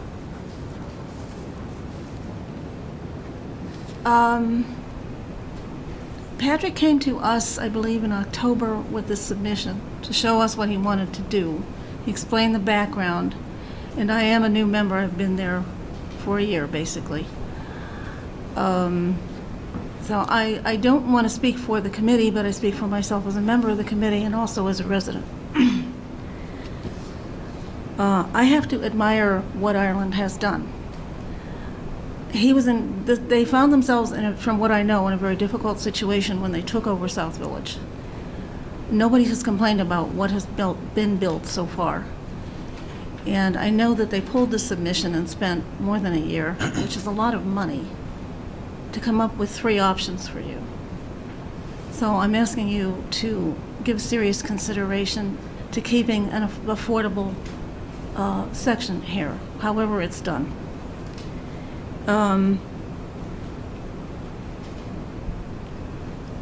I know from what Patrick said, and other developers can tell you the same, no developer makes a profit off an affordable unit. It's zero, which is why the numbers are so difficult. And I'd ask you to keep that in mind. He has a commitment to building affordable units, and we're talking about people from 70,000 up to 150, 60, 70,000 who can't buy a condo here because the average condo is $312,000, $320,000. Those people are going and buying $200,000 homes, 4-bedroom in Fairfax. We're losing our tax base. I moved here from Essex. Same thing is happening out there. They don't even want a housing committee. They want to pretend this isn't happening. It's going to continue to happen. The numbers that just came in from the school, I'm trying to connect some dots here. The money that is keeping the school afloat now, the high school, is not coming from students from South Burlington. The staff has said this, it was in the paper. These are numbers. The money that's keeping the school afloat right now is being paid for students coming from the islands because people cannot afford to buy here and raise their families here. So what are we going to do? These are the realities, the money realities. And as for what it looks like, if people don't like that, we're talking about facade design. That can be modified. I don't know what it will cost for Patrick to go back and modify it again, but it can be modified. And I would encourage anybody on this committee to go down Heinsberg Road, where the new road coming through City Center ends. There is a development on that side of a long row of houses, gray and white. That is a mix of affordable and market rate units. And I would challenge you to go drive by that and tell me which ones are affordable. I drove by it with a friend. I can't tell. When we're talking about quality, we're talking about whether everything has granite counters. I don't think everything has to have granite counters, things like that. Those are just my personal comments. I'm not speaking for the committee. Thank you, Paul. Would anyone else like to comment? Okay, then I'll close the public comment period for right now. And we have a choice as a board. Any other comments made from the board? Please speak up. Well, we have a choice whether to continue this because we haven't heard enough from the applicant about their affordability plan. And we should direct them to provide more information that we're seeking, or we close and consider the options that have been presented before us to issue a decision. What's the temperature of the board?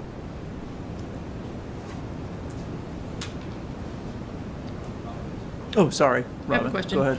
Could we have the opportunity to address some of these comments, and may we also have the opportunity to present the appearance of the units that we're talking about? Yes, so you would like to continue, is what you're saying? We just like the opportunity to address. No, but in terms of the appearance of the units, you mean you don't have mock-ups or anything? We Yes, have I some- do. Yeah. Go ahead, Robin. While she's getting that, I'll just have a few comments. Yeah. I just want to be very clear. We are not proposing the impact, the footprint of any of the open space or the farm. Okay, just want to make that clear. We'll be next to it, yes, but we're not proposing to impact any of that. I would add that there actually will be, with this development of Lot 11, there will become a sweeping view of the park that is not currently open due to the fact that Lot 11 has not been developed. There's a large pile of soil here, blocking the view of Western Shrub. With this development, as you come up Allen Road East, you'll have a complete view of the park. Robin, I'm sorry, it's difficult to hear you, we don't have the microphone, and this isn't an ideal situation to see this, but I don't know if we have an easel, it's buried somewhere here. There's no but easel, no. I'm afraid. Okay, we have Delilah.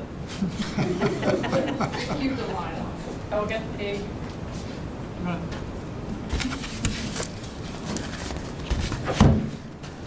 Yeah. Robin, quick question. In this development you're showing with the paper stuck on lot 11, how Yeah. many duplexes are being proposed?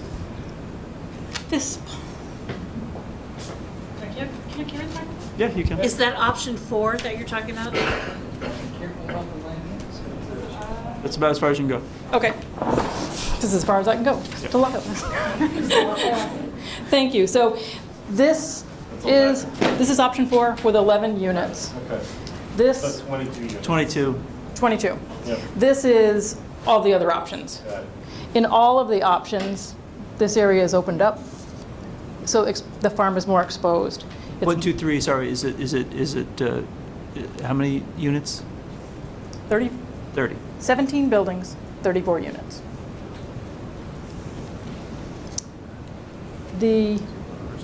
I'm going to tap that. Thank you, Delilah. On this plan, the option 4, the plan that everyone was referring to as the 279 unit plan had 11 single-family homes here. Option 4 was developed by taking these duplexes and putting them in the exact same places where the 11 homes would have gone. So they will present as single-family homes. So in this regard, option 4 will have the physical appearance of the 279 plan that everyone is advocating for in the audience from the homeowners. So I wanted to point those things out. As far as traffic, we're eliminating a 100-student school. Overall, our traffic report, which is actually in the other application, is reduced by anything we do currently. So if under option 4, the number of units total in all 3 phases would be 321? That's correct. And all the affordable units in all 3 phases would be duplexes. Big A affordable units would be duplexes, is that correct? No. We would have. I mean, other than the multifamily. We'd have multifamily and duplex. But no single family under any scenario that would. That's correct. Now, can you pass me?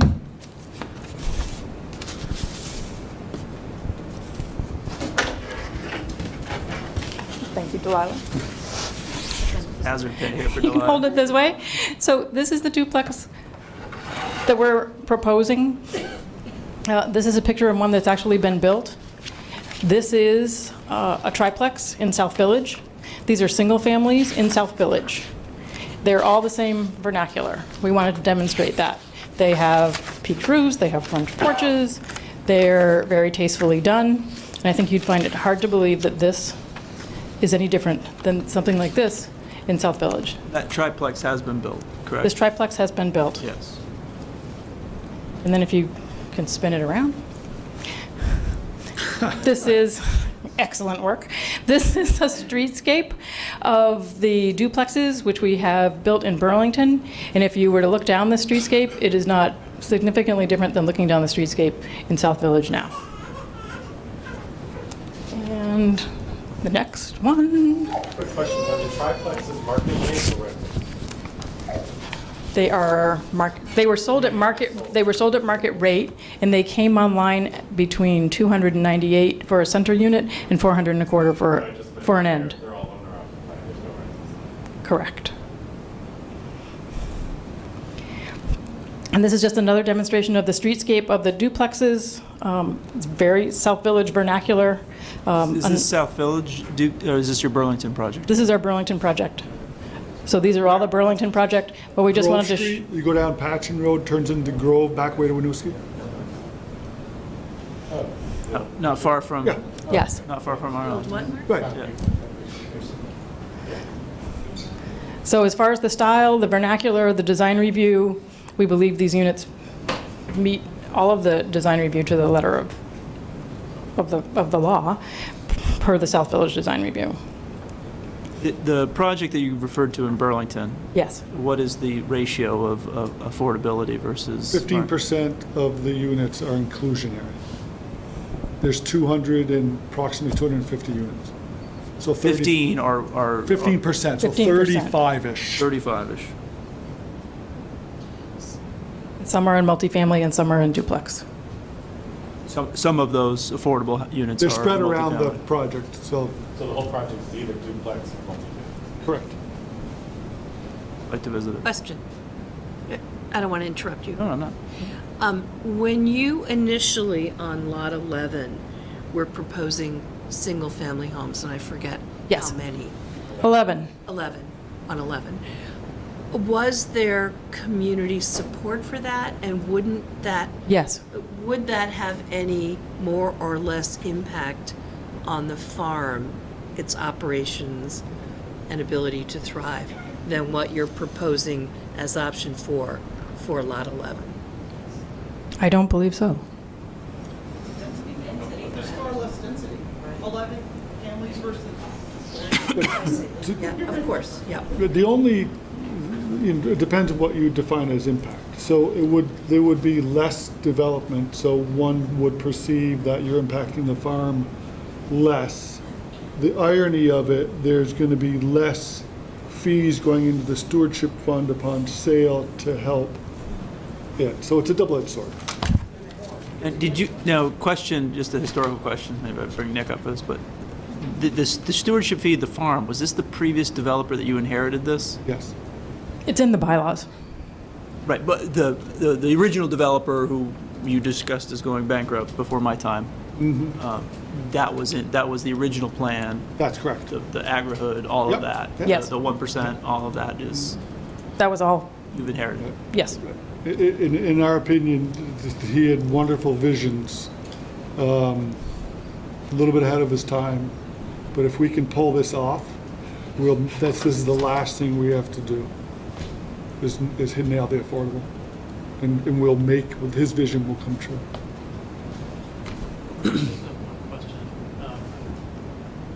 Trying to understand something. Back when we were receiving materials last month, we were seeing 3 options with the 17 duplexes on Lot A. Now we have an option, and at that point, I think your email said, or your letter said, it's this or one of these 3 or nothing. Now we have an option with 11 duplexes on that lot, which is quite a difference. Is there nothing in between? Well, what's the magic? Well, I'm glad you asked the question because, here's the way we roll, right? I mean, I think the neighbors would even tell you that we've tried to work with them, right? And so Robin earlier this week had a conversation and we heard the basis of the letter, I think that Susan may have given you, that had a number. We wish 23. We heard the impact on the farm. So what we've done is we've come forth with option 4, which I'll read through because this echoes some of the comments. We'll have less impact on the farm. We'll potentially have less impact on the open space. We'll potentially make the farm remain visible. I think most of the visible comes from Spear Street, and that's not going to be affected. My point I'm trying to make is that we once again listened, and now we're coming forth with something that kind of resembles the 19 number that was taken away in regards to the lawsuit that the previous developer had to deal with. So, in my opinion, I like more. Plain and simply put, is because it provides more affordable housing. We can work with option 4. We really can't work with anything less. We'd be willing to work economically, yes, higher than that. And a couple points to make in regards to how the ordinance reads and the rules that we are under. It's important to note that while we are seeking a different layout, that we're not seeking a waiver. Okay, and there's a huge difference here. Waiver of what? What we're asking for, in other words, to approve a group on lot 11 instead of having them equally spaced, sprinkled throughout the neighborhood. You're allowed to do that as a board. It's not a waiver. We're not requesting a waiver of the ordinance in any way, shape, or form. And in fact, under E, housing types, it says the dwelling units may, at the discretion of the DRB, be of varied types, including one family, two family, or multifamily construction, and studio, one bedroom, two bedroom, three bedroom, four bedroom apartment construction. So I just wanted to point out that if you go right back to your ordinance and you look at the development standards required in regards to distribution and style, we're not asking for a waiver. You're allowed to grant a yes as to what we have proposed. We interpret your plan as complying with the land developer regulations. You're right. That's correct. Just where I was going with my question is, so I guess where what's missing for me is the difference from what I heard was 2 years ago, or when you originally came to the city to staff, and then what never got to the board at that time was for what sounds like an additional. It was 279. I have it here. Okay, I can. But so I don't need the exact, but something less than that at least 2 years ago seemed to be economically feasible to you, but it's not now. Is that your opinion? Well, the curveball. Great question. I'm glad you brought it up, because what that plan had was we were going to go back into phase 3, and right now there are 2 12-plexes, 24 units. We had gone in here and we had instead proposed 7 or 8 or 9 single-family homes. Infrastructure stayed the same. The problem is now the infrastructure is in. We are starting with 24 units. So we can't go back, or we could go back to 279, but the issue would be we wouldn't be able to build here. Certainly, we'd only be able to build a handful there because it's a numbers game, right? So that's why we would be happy with option 4, because option 4 still allows us to go forward with these, and the infrastructure's in the ground, essentially. Still allows us to develop here. Still allows us to develop here. If we go lower, we start losing other parts of the project.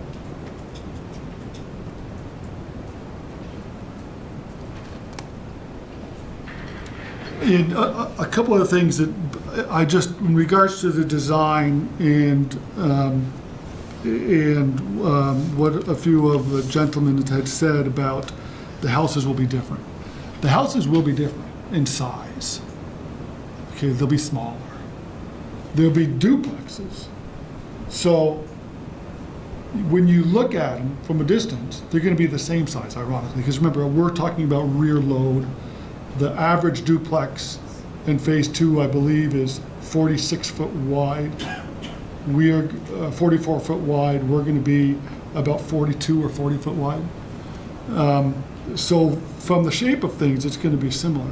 But more importantly is that please review page 4 of the South Village design guidelines, because what I don't want people to fear is that all these things are going to be the same color, or they're all going to have the same porch, because that, a couple examples. Each home shall feature a neighborhood-friendly, warm, integrated front door facing the street or common element. No home with the same design or street elevation within 3 lots of the same design. No home, regardless of style, of identical color within 3 lots of a home of the same color. A maximum of 3 homes with an identical color scheme, a maximum of 2 duplexes. It goes on and on. So the point is that we already have the teeth that is going to prohibit these things from all looking the same. Go ahead. I was just going to say, that's not my concern in the slightest. Okay. I know that what you're going to build is a quality product. I didn't even need to see those, because I know that those are the standards you're going to be held to. Mine is more going to what Brian said, is that, you know, the whole point of equally distributing 10% of the affordable units throughout the whole development is that they disappear. They become invisible. Now Correct. you have 3 distinct areas where it's a 50-50 shot if someone has an affordable home or market rate, as opposed to, you know, in the multifamilies, you know, you have 2 or 3 in there. It's all just apartments with, you know, a ringer on the doorbell, you know, whereas no one's going to know which one's the affordable, which one's the market rate. That's the issue that I have, and I think Brian has, with the consolidation of all the affordable into 3 distinct areas on the development and splitting them up 50-50, as opposed to being broken up 10%, 15%, you know, amongst all the units as it's being built out. And I get that there's a conflict with our regulations where once you hit the 269, you have to build them 1 for 1. So therefore, when we didn't adhere to a strict requirement saying, give us the affordability plan and tell us which ones are going to be affordable, all the way from 1 to 334, that's kind of our bad. You know, and I'm admitting it's our bad. We should have required it as from day 1. And I can say that because I wasn't part of the board. But we're here to solve this in an equitable fashion. Yes. You know, which goes to Brian's concern, my concern about the ability to do affordable housing in, you know, in an equitable way. Like I said, I'm not concerned about the materials. I'm not concerned about the look of it. I have no worries about that. It's how it's distributed so that it adheres to the land development regulations, which is distributed unity right now. And that's where I'm hitting a problem. And I'm playing with them and I'm trying to come up with something, but it's not for me to solve. I can only comment on it. But that's where I'm having issues with. And I agree with you, Mark, and I agree with you, Brian. Distribution is key to making sure that it complies with LDRs. But I also look at what's the situation we have now, what choices do we have going forward, because certainly they could stop building, and we can't force them to build. And so we have, that is those tough options we have to weigh versus the imperfect versus possibly none. Versus the concerns of the neighbors who are worried about density as it is. So that's a challenging soup. But the question I have before the board, and there's still time to make comments, is do we need to hear more from the applicant before we close this? And I know, oh, sorry. Yeah, you I can. just want to throw out one more comment. Yes, go ahead. Before, then I'm going to but I guess, you know, what I'm trying to say is I recognize some of the comments that I want to be able to factor in, and I want to actually discuss it as a board in a deliberative session, because I'm recognizing the 19-unit reduction is a court-mandated reduction. Should we really be focusing on how to fit in 334 units when the court's already reduced it by 19 units? And then the other issue of I think it's lot 4 that had 19 is now down to 12. The other 7-unit reduction in phase 1 from 99 to 92. So I want to be able to have that flexibility to discuss. So we could go to deliberative sessions without closing, with continuing, Right. but perhaps not Because my needing. question would be, if we come back with a compromise, where is the developer? And I guess I would like to hear the temperature of the neighbors in that is, obviously I've heard the idea that you're acceptable to affordable units in the neighborhood. You expected them, you just kept looking for them, but your concern seems to mirror, Brian and my concern, that they're lumped into three areas. Whether it's from a developmental standpoint or more of the same concern Brian and I have. But I guess is the biggest issue from a density development standpoint right now, lot 11, which is so important to the farm. Okay, that's important for me. Okay. All right. So Robin, you had a suggestion before we? I just wanted to add two things. The units, the duplexes that we're putting forth, they're $305,000 homes. We've had them appraised. The affordable units are being subsidized by us. We're not putting forth any cheese whiz house. I'm not concerned about that, but I hear your. But the market rate unit, it's a nice home. And the affordable unit is a nice home. It's being subsidized by the developer to be able to be produced. Totally understand that. The other point that I wanted to make is that Phase 2 is 91 units to date. We were always intended to come back for Lot 48N for the remaining units. So the loss of units in Phase 2 are not yet lost because we're not yet done. Okay, so lot 2 is 91 units right now? Yes. And lot, is that like 48? Yeah. Is undeveloped right now? Correct. With it, we're proposing 8 units. Proposing, okay, so that's where the 99 is. Okay, Yes. So we're really talking about 19. Yeah. Okay. All right. So we have waited some time for this affordable plan, and so I think it's fair that we continue for the purpose of having deliberative sessions in order to provide feedback to you rather than doing a thumbs up, thumbs down, and picking one of the 4 options. That is my feeling right now. If there's anyone that agrees or disagrees with that idea. So then what we would need to do is pick a date, continue it, hold a deliberative session, and then at that time, at that date, come back to the applicant and explain our thought process. Unless there's anyone else has any. Yeah, absolutely. I just have a quick recommendation to maybe help before we see you again. And that would be to go take a drive down Grove Street. Okay. First of all, try to pick which one is affordable of the duplexes. But more importantly to that, say to yourself, what is wrong with having a pod or a bunch of these and on lot 11? I don't know, I'm not telling you the number, but whether it's 10 or 20 or whatever. Of those pods, only 15% of them are affordable, not 50. Yeah, but the only people that knows that are you and me and the neighbors. Okay, before I, Barla helps me with the date, does the public understand the process of what we're doing here? Okay, so we have so what we do as a board is we close hearings. When we close hearings, that means we don't have any more input, no more public comments, no more evidence presented by the applicant, and we deliberate for up to 45 days to determine whether or not we approve the application or not. And what my motion is going to be, hasn't been seconded yet, but would be to continue this hearing, so to not go into deliberative session, to allow us to consider other options and plans, and if we all go to bed tomorrow and wake up in the morning and solve this riddle, we'll have an opportunity to address to the applicant, and both of them will have the opportunity to say, yeah, I think we can work with that, or they'll say no. So yes, so I'm not closing it, so there's plenty of opportunity for your friends and neighbors who didn't get a chance to speak today to offer written comments. Now, when we come back, whether we have what type of hearing it will be, it's undetermined right now. It will be public, it will be noticed, and you'll have plenty of advance warning as required by law. But our purpose of continuing is to speak in deliberative session, executive session, so we can weigh some of these arguments and determine the best path forward as we see it.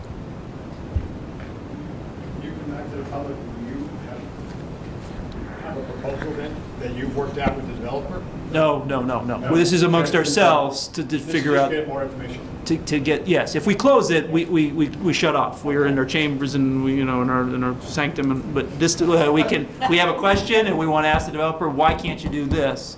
Or ask the neighbors, what about this? We'll still be able to do that. We won't if I close the hearing tonight. So I would make a motion that we continue.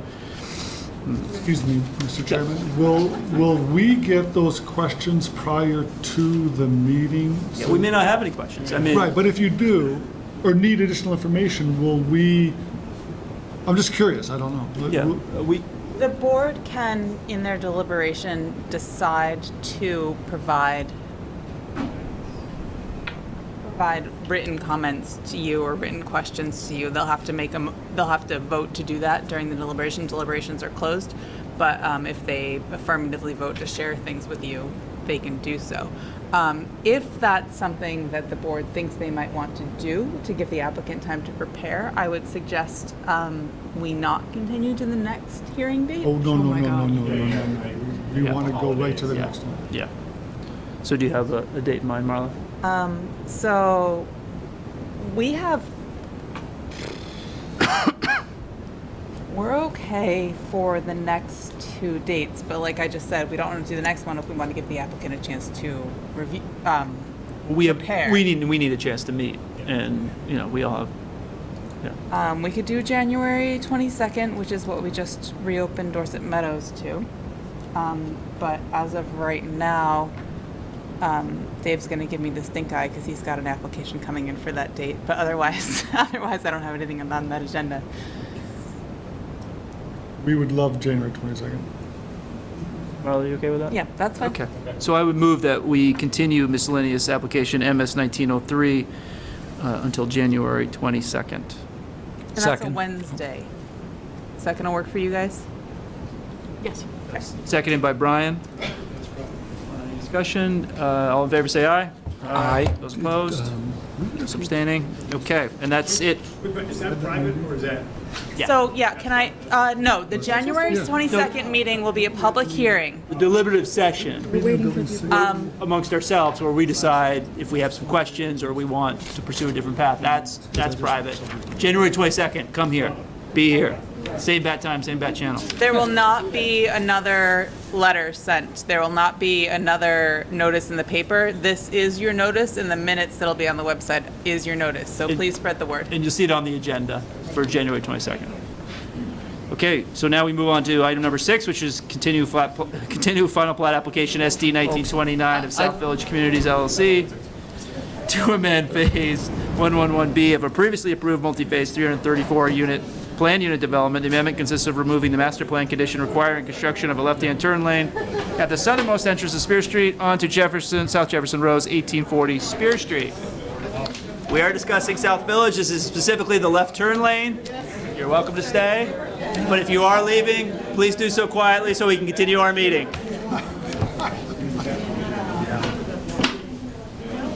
Who is here for the applicant? Robin Jeffers and Patrick. Please state your name for the record. Robin Jeffers with SD Ireland South Village Communities. Patrick O'Brien, SD Ireland, South Village Communities. Dave Marshall from Civil Engineering Associates. And please raise your right hand. Tell the whole truth on the penalty of perjury? I do. Thank you very much. Okay, so this is about the left-hand turn lane, about whether it's built or not. Tell us a little bit about the this application. We were originally conditioned to put in a left-hand turn lane based on traffic and warrants analysis done in, I think, 2006 or 7. At that time, Route 7 was under construction, and there was a ginormous diversion of traffic from Route 7 up to Spear Street, which affected the counts. About 2 years ago, we decided to have I'm sorry, Rob. What was the diversion that caused? There was a construction on Route 7. Route 7 was being rebuilt. So and that's caused the Spear Street to be, yeah. full of What Route year was 7 that? traffic. 2007, 8? Yeah, it's 2007. Okay. Yeah. So anyways, Route 7 was being reconstructed because of traffic delays. The natural thing was to find an alternate route, and that particular roadway, Spear Street, Dorset Street, became very popular places. The traffic consultant at the time was doing counts on Spear Street and said, holy cow, there's lots of traffic on Route 7. And, rather than trying to go back and guesstimate what the normal counts were, they said, hey, let's be conservative and let's use the counts that were unduly impacted by the Route 7 reconstruction project. So as out of all of that, the number of oncoming vehicles created the warrant, to trip the warrant for dedicated left-hand turn lanes into the project. And subsequent to that, as Robin was just about to say, now that the Spear Street is experiencing back to normal traffic levels, the traffic study was updated to reflect those particular levels of traffic as well as the turning movements in and out of the project. Now, I'll let Robin speak to the rest of it. I have a question for Marla. Did the board get the updated traffic study that included Dorset Farms? They have not. It seemed like a little much to throw on their plate at the last minute. Okay. There's So please summarize. It is available to put on the screen if there's anything you want to call the board's attention to. Okay. Merely if we go to the staff notes. Well, I mean, speaking of the staff notes, I mean, there's three, I mean, they're almost, I sort of took them out of order, but the first is that the staff seems to, based on the traffic study, the recent traffic study, Marla, seems to imply that a left turn lane may not be necessary, but the decision is when, I think the decision we have to make is if and when we decide a traffic study would be merited at what point. Correct. And our request would be, because we believe we'll need to do it again, is when we develop Lot 11A, a new traffic study will be warranted. Now, Lot 11A is that the timeline here in regards to when we do the connection to Butler Farms through Phase 3, that this is, Lot 11A is prior to that. So let me... No. No. So again, here's the connection. Yep. It's going to open the spring. Lot 11A is the neighborhood commercial. The updated traffic study, the one that's dated December 12th, which was because the one we submitted about a month before didn't take into consideration the background traffic to answer the question, what happens when it's open? Yeah. So what you'll see with this one is all of the information, all of that information is input into this, and the warrant is still not met. So the only thing it's missing is Lot 11. So what we would prefer is, because you have... Sorry, Patrick, can I step back? I'm just trying to process. 11A. So what your traffic study, which I have not digested yet, says is that even with the connection to Dorset Farms through Phase 3, that a left turn lane is not warranted. That is correct. Through 2025. The year 2025.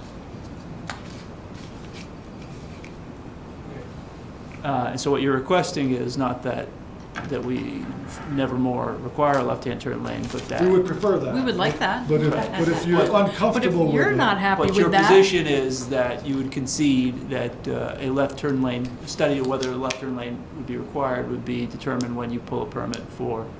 Lot 11A. Lot 11A. Yes. Overall...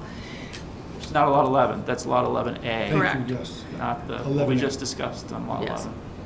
In- 11A is Already, so this takes into consideration full build-out, takes into consideration Dorset Farms, pretty much everything.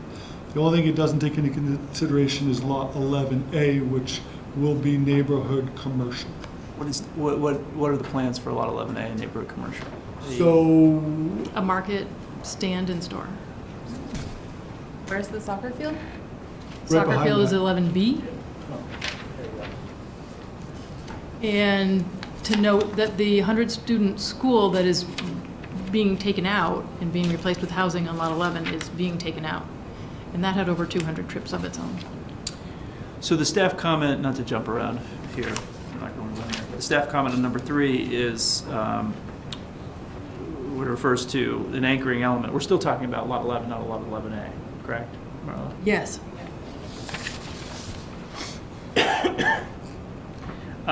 So the the applicant has submitted 3 versions of the traffic study. The first version of the traffic study was in the packet for November 19th, the meeting that was canceled. They then updated the traffic study to reflect full build of phases 1, 2, and 3. And 3. And Connection to Dorset Farms, Wait, including. no, I'm talking about all 3 versions of the traffic study. We're only on version 2. Sorry. Version 2 of the traffic study was updated to include full build of South Village. Staff comments continue to recommend that the traffic study should reflect the connection to Dorset Farms via Midland Avenue. Towards the end of last week, after packet launch, the applicant provided a 3rd version of the traffic memo that reflects the connection of Midland Ave, which the board did not receive and will receive and can receive, but hasn't obviously had an opportunity to digest and ask questions on. I'd be happy to share the conclusions that the consultant came up with. It's 1 paragraph. In brief. Sure. Go ahead. I'm going to do this one. RSG estimates that the background traffic demand will be low for this route. The route from Spear Street to Dorset Street via South Jefferson Road would not be the most direct. There are 3 nearby alternate east-west routes: Swift Street, Nolan Farm Road, and Barstow Road. All 3 of these roads are shorter, straighter, and do not have any intermediate traffic control. The speed limit on Swift Street and Barstow Road is 35 miles an hour. The speed limit on Nolan Farm, Midland, and within South Village is 25. Additional traffic associated with Dorset Farm on South Jefferson is offset by traffic associated with South Village traveling through Midland. Just as some amount of traffic from Dorset Street neighborhood traffic may travel through South Village to get to Spear Street, a similar amount of traffic from South Village may travel through Dorset Farms to get to Dorset. And in conclusion, they say the intersection of Spear Street and South Jefferson Road in South Burlington does not have any apparent safety defects in terms of sightlines or reported crash history. The traffic count conducted in August 2018 was adjusted to represent 2025 South Village full build-out conditions with a roadway connection to Dorset Street via Midland. It does not meet the volume warrant for the installation of an exclusive southbound turn lane. So what it's saying there is that people heading south on Spear Street, taking a left on Jefferson to get to Dorset Farms or Dorset Street or the mill or Cider Mill or whatever, that there's not going to be enough cut-throughs in order to justify that. Yes.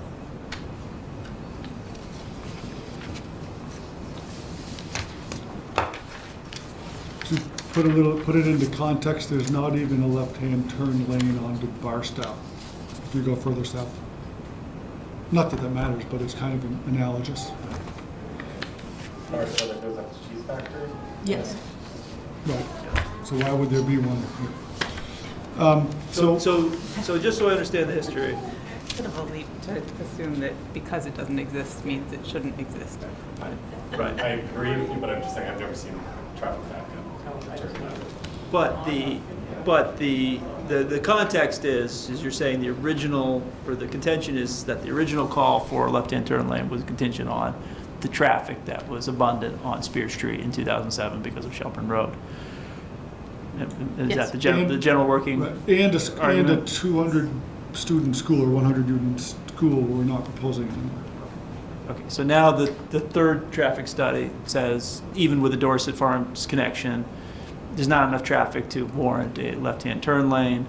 And then the final, okay, so that's your position. The final comment then, still reflecting the anchoring element, I assume that's there to determine whether or not you build something that would create a demand on traffic, which I'm not hearing that's going to happen.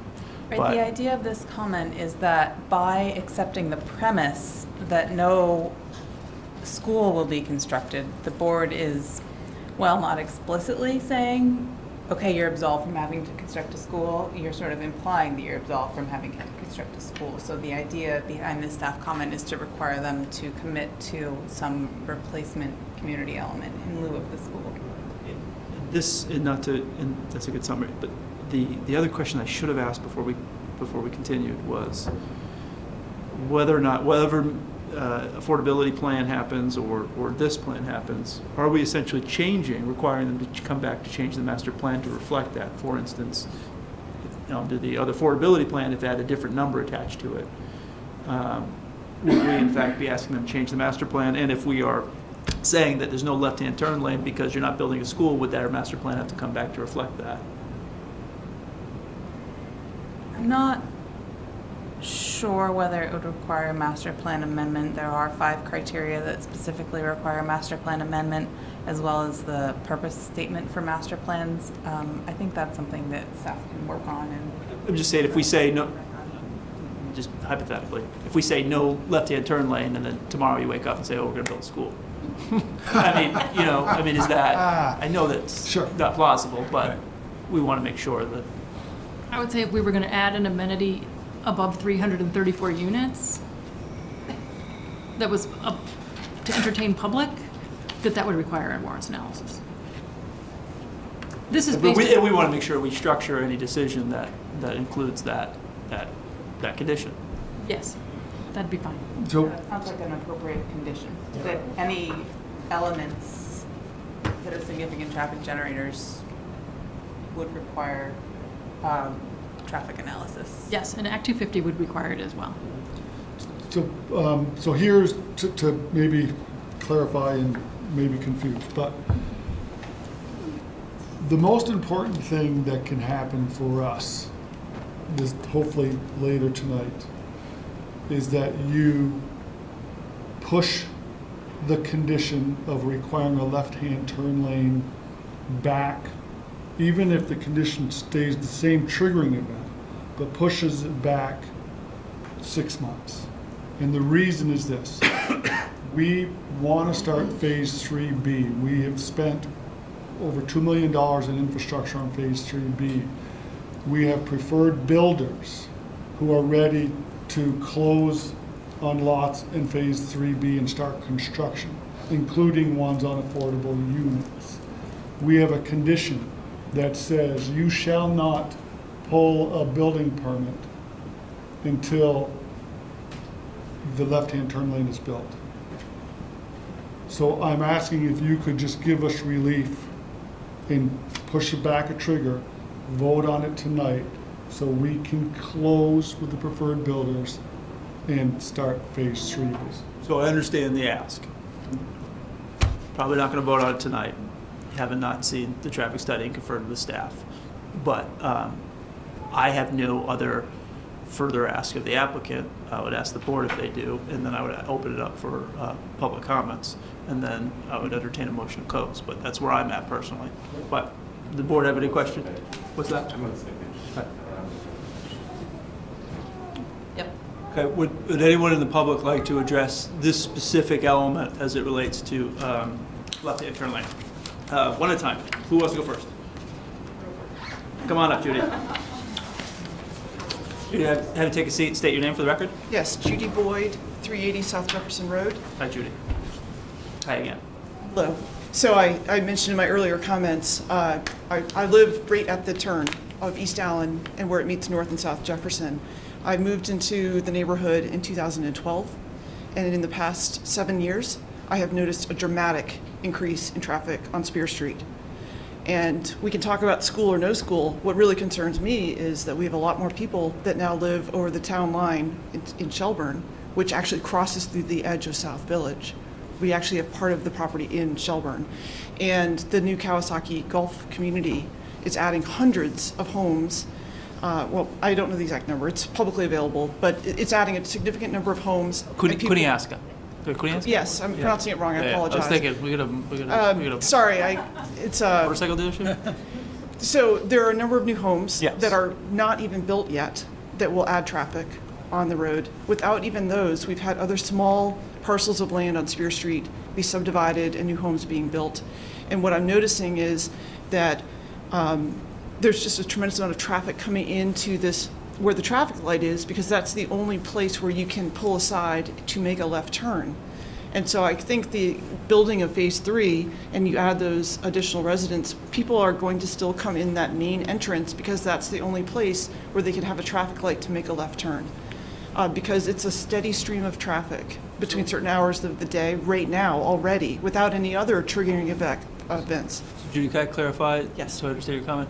Are you saying that it's your interpretation or your understanding or your thought that once the Dorset connection happens or the Phase 3 build out happens, that won't be using Jefferson to get through it? They'll be using Allen extension to get to both Phase 3 and the. Yeah, it's my interpretation that the reason for the left turn onto South Jefferson was because there'd be enough volume to warrant having two left turn lanes instead of just one, and we need that. We need it pretty soon, and I would say Because if there's some without it, discussion people of- will continue to use They'll Allen continue to Street come in at the traffic light, and then we're already seeing it, increased traffic coming from Allen East and then turning on South Jefferson to go to Phase 2, and they're going to turn there and to go to Phase 3. And for just residents that live there, never mind the cut-through traffic. It's just the volume of new residents being built will I think was part of the thought process behind requiring another left turn lane on Spear. And at that time, when it was put in there, no one knew the golf course would be subdivided and there'd be other homes and all the other changes that are happening with people living in Addison County and commuting in. It's a very, very busy street right now. It's almost a steady stream of traffic, and people wait for several minutes to try and make a turn left or right out of South Jefferson and North Jefferson. And so if they really want to go somewhere, they have to go to the traffic light. Thank you for your comment, Judy. Sir? Hi, good evening. I'm Stuart Mowat. I live in Preserve Road in South Village. I have 2 points to make, if you don't mind. First, I would suggest that another survey is done, but I also suggest that it's done after the development has been completed. And you know what's going to, you can have a chance of doing correct measurement of what's coming through Dorset Farms and what's going into Phase 3 and what's going into whatever's in Lot 11. I would suggest let's do another survey, but let's do it, in a year's time or something when we actually have real events happening rather than all the theoretical stuff that's going on just now that to me is not going to be as accurate as a real survey. So that's my first point. My second point is there was talk of a left lane leading into Preserve Road from Spear Street. What happened to that? It's still required. It's still required, okay. Is there no conditions on that, like, something has to be built before it happens? Yeah, it's, I think, the last building permit in Phase 3. Okay. Left hand on so- Spear Street or on Preserve Road? Off of Spear onto Preserve. So there is no proposal to change that. There's still planned to be a left turn. Not at this point. Okay, that's good. Not Thank tonight, not tonight. you. Okay. Thank you, Stuart. Okay, thank you. Any other comments from the public? Then I would make a motion that we close. Any other comments from the board? Please. Well, we have it in-house, so we don't have to, technically, we're not asking for new information. To not close would be, if we think that we need to see something more. So if you. We're making an assumption that what we have is what we need, because I haven't seen it. Yeah, we've given. If that's a faulty assumption, then we should not close, we should continue. We've submitted all the information we have. And so because they're not planning on submitting additional information, you could continue to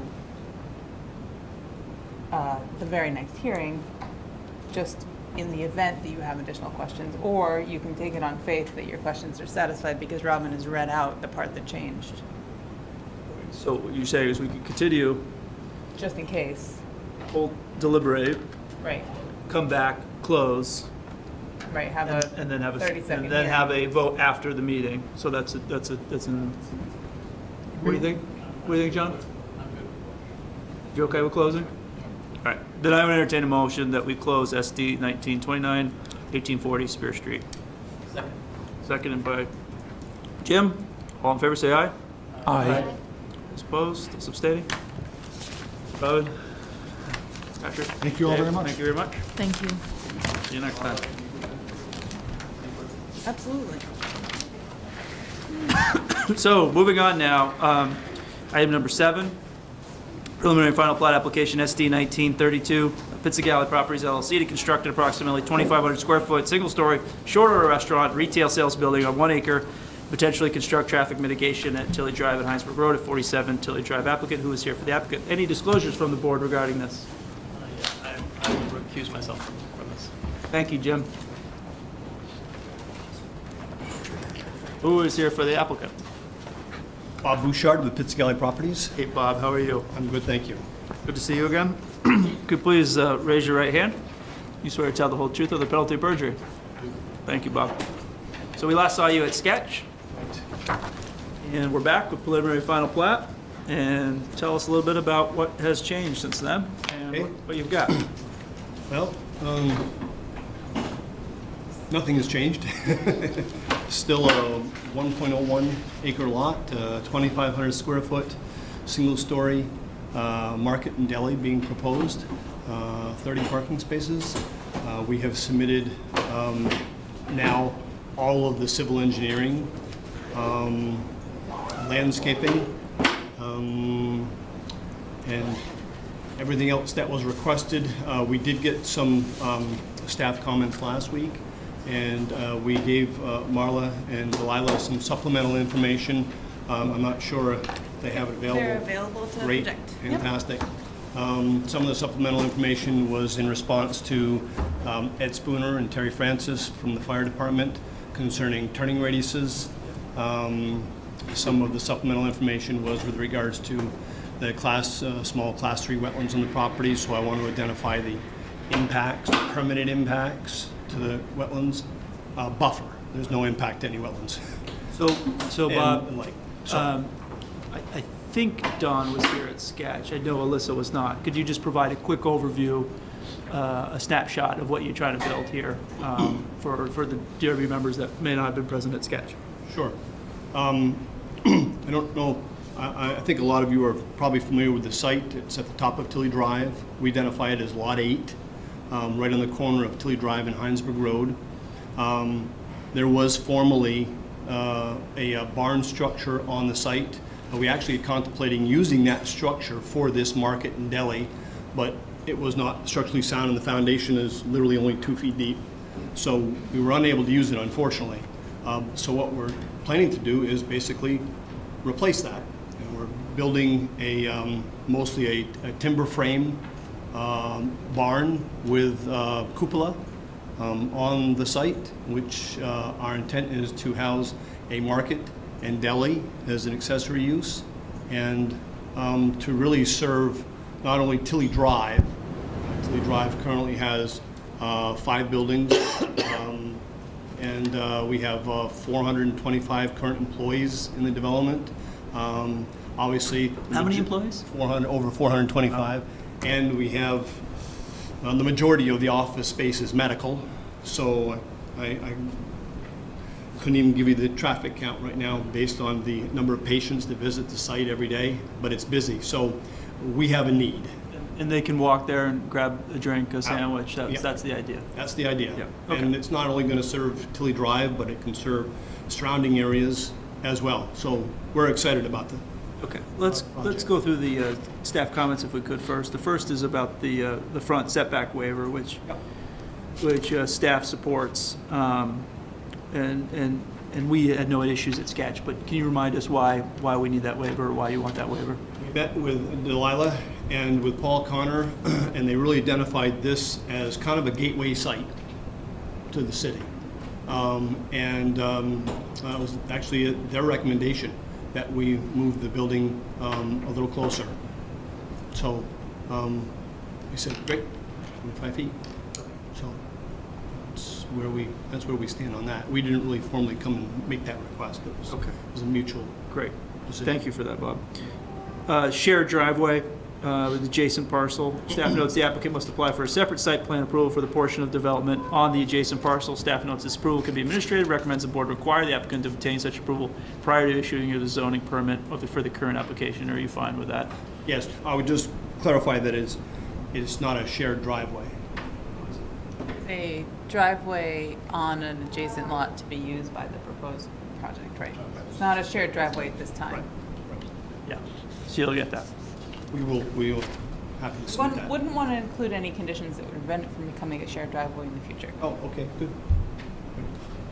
Okay, and now back to some of our earlier conversations that we had at Sketch in defining what this project is in the industrial open space, the IO district, and I might need help from Marla with this on the interpreting, but we're under the land development regulations, we're defining this as a retail space with an accessory use. We're defining it as a retail sales may contain a Accessory use as long as it must be located entirely within the principal structure with no dedicated exterior entrance on its own, limited to 3,000 square feet, and 16 or fewer indoor seats. Outdoor seating would be permitted. Is this all fit within that definition? It does. Is that acceptable? Does that make sense from the applicant's perspective? So the reason this came up is there was a pretty robust discussion at Sketch. Sketch is non-binding, so this was just to confirm that the board was okay with this interpretation. Right, I have a vague recollection of the concern that 10% wasn't enough, but if it's a retail establishment and you can devote 3,000 square feet to the accessory use, you're fine under that you can comply with our LDRs based on that definition. Okay. Item number 4. Traffic overlay district, subject to staff traffic on Tilly Drive.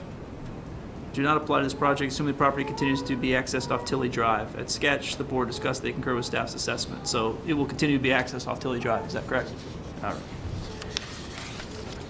Number 5, wetlands encroachment. The applicant has provided documentation that A&R has classified the impacted wetland as Class 3 because it's under a half an acre in size and isolated. No statement has been made as to the functions and values of the wetland. Staff recommends the board require the applicant to quantify the area of impact and provide a statement of the functions and values of the wetland in order to allow the board to evaluate compliance with this criteria. You're fine with that? So Yes, he's provided so- additional. Oh, he's already done it. Yes. Sorry. Go ahead, Bob. Oh, okay, thanks, Mark. Yep, so we submitted the report from our environmental engineer, which I had failed, I guess, to submit previously. We also, which identified the values of the wetlands and that we are not impacting any of the wetlands. We also submitted the letter from the state wetlands ecologist as well. Yeah. All good, Marla?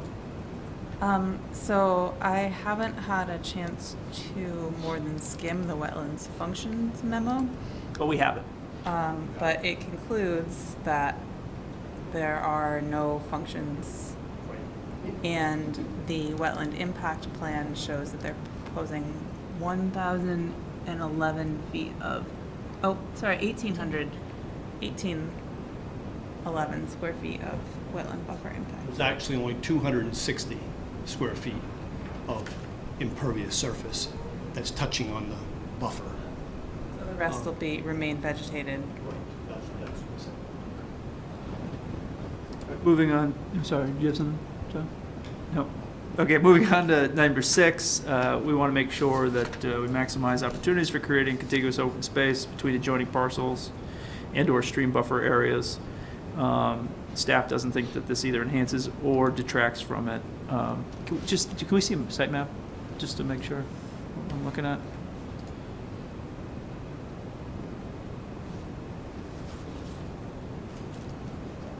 So Bob, the old building is in the same. Actually, the old building is almost in the middle of the parking lot. Oh, I see. I have a sheet here, if you'd like to see it, that may show it a little better.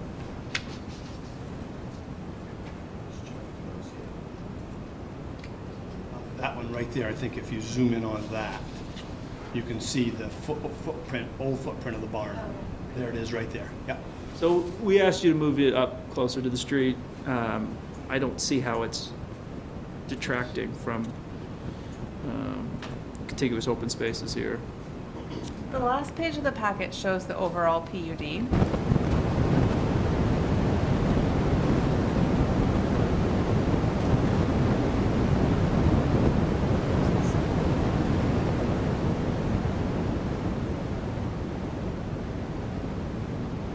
The last page of the agenda 7?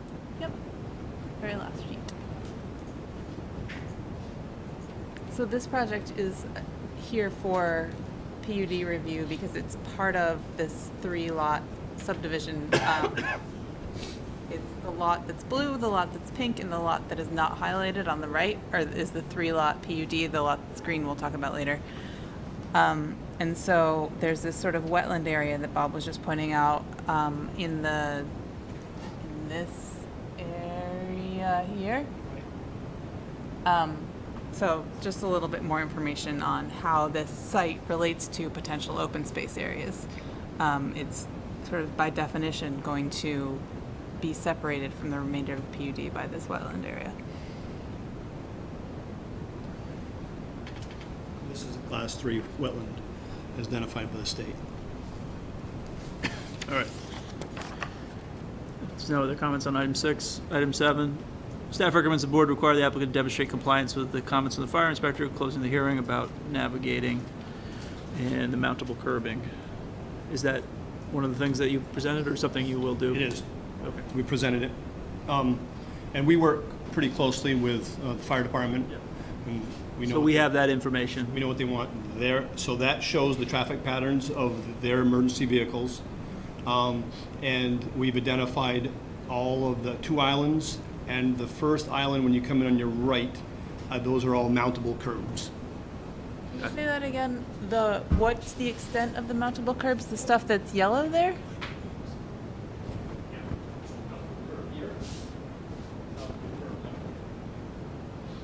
Which is what Okay. Inspector Spooner wanted. What we know at Spooner and Terry Francis. Was that on your original plans that were reviewed by the arborist? Well, it's mountable curb, but there's still trees in there. Right. So one of our standards about parking lot landscaping is that they be protected by curbing. So a bit of a push and pull in our regulations here. Now, when I say mountable curb, it goes up like 3 inches, and then there's a cant to it. It slopes. Then it slopes. So the granite is chamfered? It's not granite, it's concrete. It's chamfered like... Exactly, Mark. Obviously, there's 2 different ways. Either when you take the granite, you just pitch it 40. Right, no, we don't do that. Yeah, we go up and then we go over. It's nice, it serves the purpose of a mountable curb while still protecting any vegetation that you have. We put those in at 194 Tilly Drive, and it worked out well. Item number 8, DPW wants you to go to 24 feet. Is that acceptable? Well, so this curb was designed to mimic the curb across the street at 62 Tilly Drive, so 30 feet wide. Then it narrows down to the 24 feet that I think we were asked for. And it was designed to, again, accommodate the emergency vehicles that we know Chief Francis and Chief Spooner are going to be looking for it to accommodate. The 24, if you just want to narrow the whole thing down to 24, that's shown in the blue or purple there. Yeah. But again, we designed it to mimic the curb cut across the street. Why do they want it 24? Why does Because it's, Just well, about 24? frankly, huge. So you can see in the plan that's up on the screen, Bob's shown the purple is 24, and clearly the emergency vehicles, which are shown in the red and green lines, don't need that extra 6 feet of space. Yeah. Well, like I said, it's 30 feet now, and it tapers down to 24 in the driveway.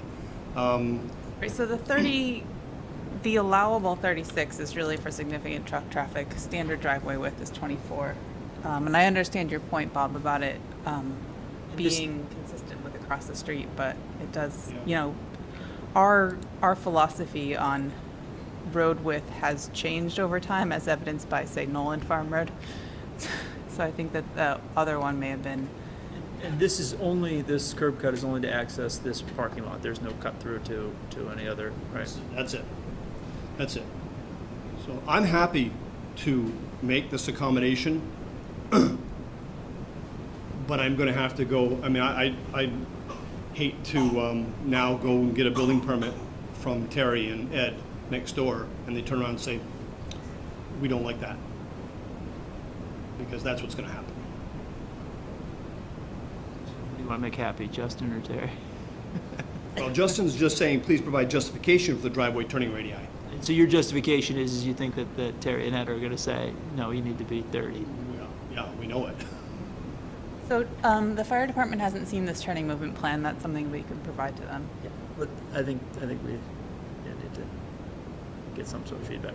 But like I said, I'd like to leave it as is for now, but if they say they're okay with the reduction, I'm happy to reduce it. Well, we'll get to that when we talk about what we're going to do next. But okay, thank you for that. Number 9, site disturbances, natural hydro factor, stormwater. Oh yes, that's our favorite comment, which is in nearly every applicant, which is we're going to continue a condition that says you will maintain your stormwater. Yes, fine. Yes, fine. Absolutely. All right, number 10, utility services. We want to see the utilities in the plan. This is something we have or we will get. Which one are you reading off from now? Number 10, location of all wired service utilities, and that they be underground. We want to see it on the map. Page 11 to 15. Location of wired service utilities is not Okay, shown on that's the my plan. number 9. Oh, I apologize. am I working off a different sheet? Our number 9 is staff recommends the board approve stormwater Yeah. section. Yeah. That's why I missed that one. Okay. Well, we require that basically on every development now. Seems to be a common refrain. But yeah, number 10 is location of wired, on my copy is wired services not shown on the plan. We'd like to see them on your plan if they're not there. We don't, I think electrical is really the only one, electrical telecommunications. We're not exactly sure. We're consulting with GMP right now to see exactly where they'd like us to put it. We've identified the location of the transformer. All utilities will be underground, certainly. But we're not exactly sure where they want us to come off for that. Get there. We'll get there. When you get there, we want to see them on the map, right? You got it. Okay. I'm a little confused about what you just said. So he's saying he doesn't have them yet. He doesn't know where they are, so that's why he can't put them on the. So are you saying that the board would include a condition of approval that be part of their zoning permit application, or? That would speed things along, wouldn't it, if we did it that way, right? I think that's, they show the transformer already.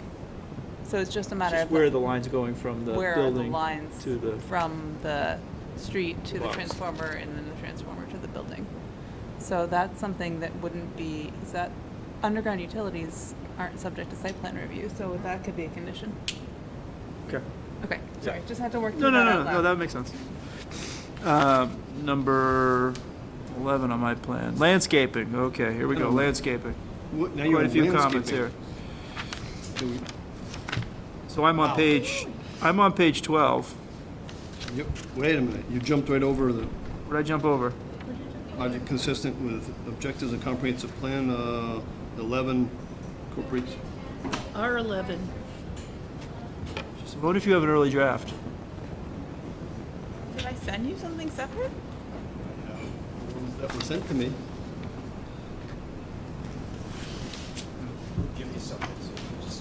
Oh, look at that. That's service right there.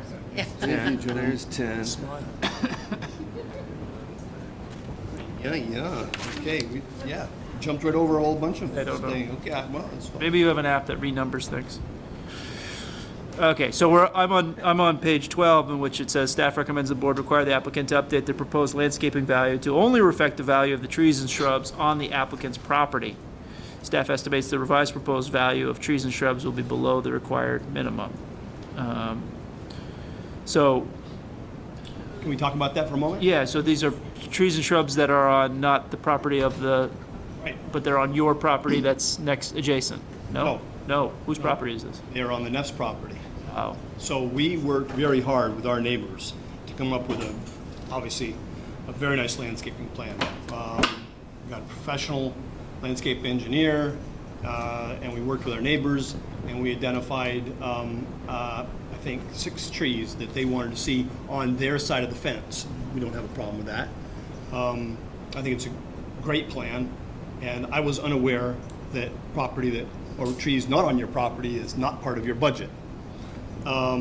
So that being said, we've now received an email from Mr. Lambert that he would be happy to include the ornamental grasses as part of our landscape budget. That's not what, unless this is a different email than the email that I saw. Oh, that's the one.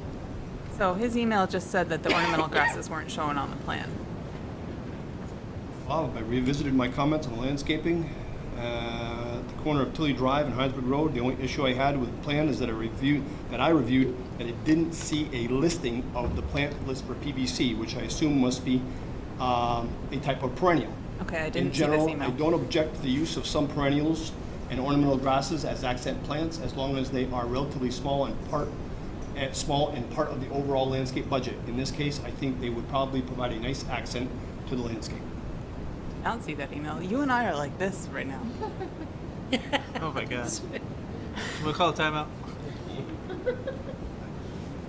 Copied on this. I do not doubt that I was. I did not see that email. Well, anyway, so the arborist, city arborist accepted those, so I think we exceed the landscape budget by quite a bit. Yeah. So the board does have to make a positive finding that the site is otherwise well landscaped in order to include non-trees and shrubs. So that's another comment. Just when we get to that one, keep that. Okay, item number 12, the applicant has not proposed trees or shrubs between the parking area and Tilly Drive. There's a stormwater treatment area located in this space. Staff recommends the board discuss whether to require tree plantings within the right-of-way to meet this standard. The standard is, off-street parking area shall have landscaped around the perimeter of the lot with trees, shrubs, and other plants. Perimeter planting shall be set back from the curb sufficiently to allow for snow storage.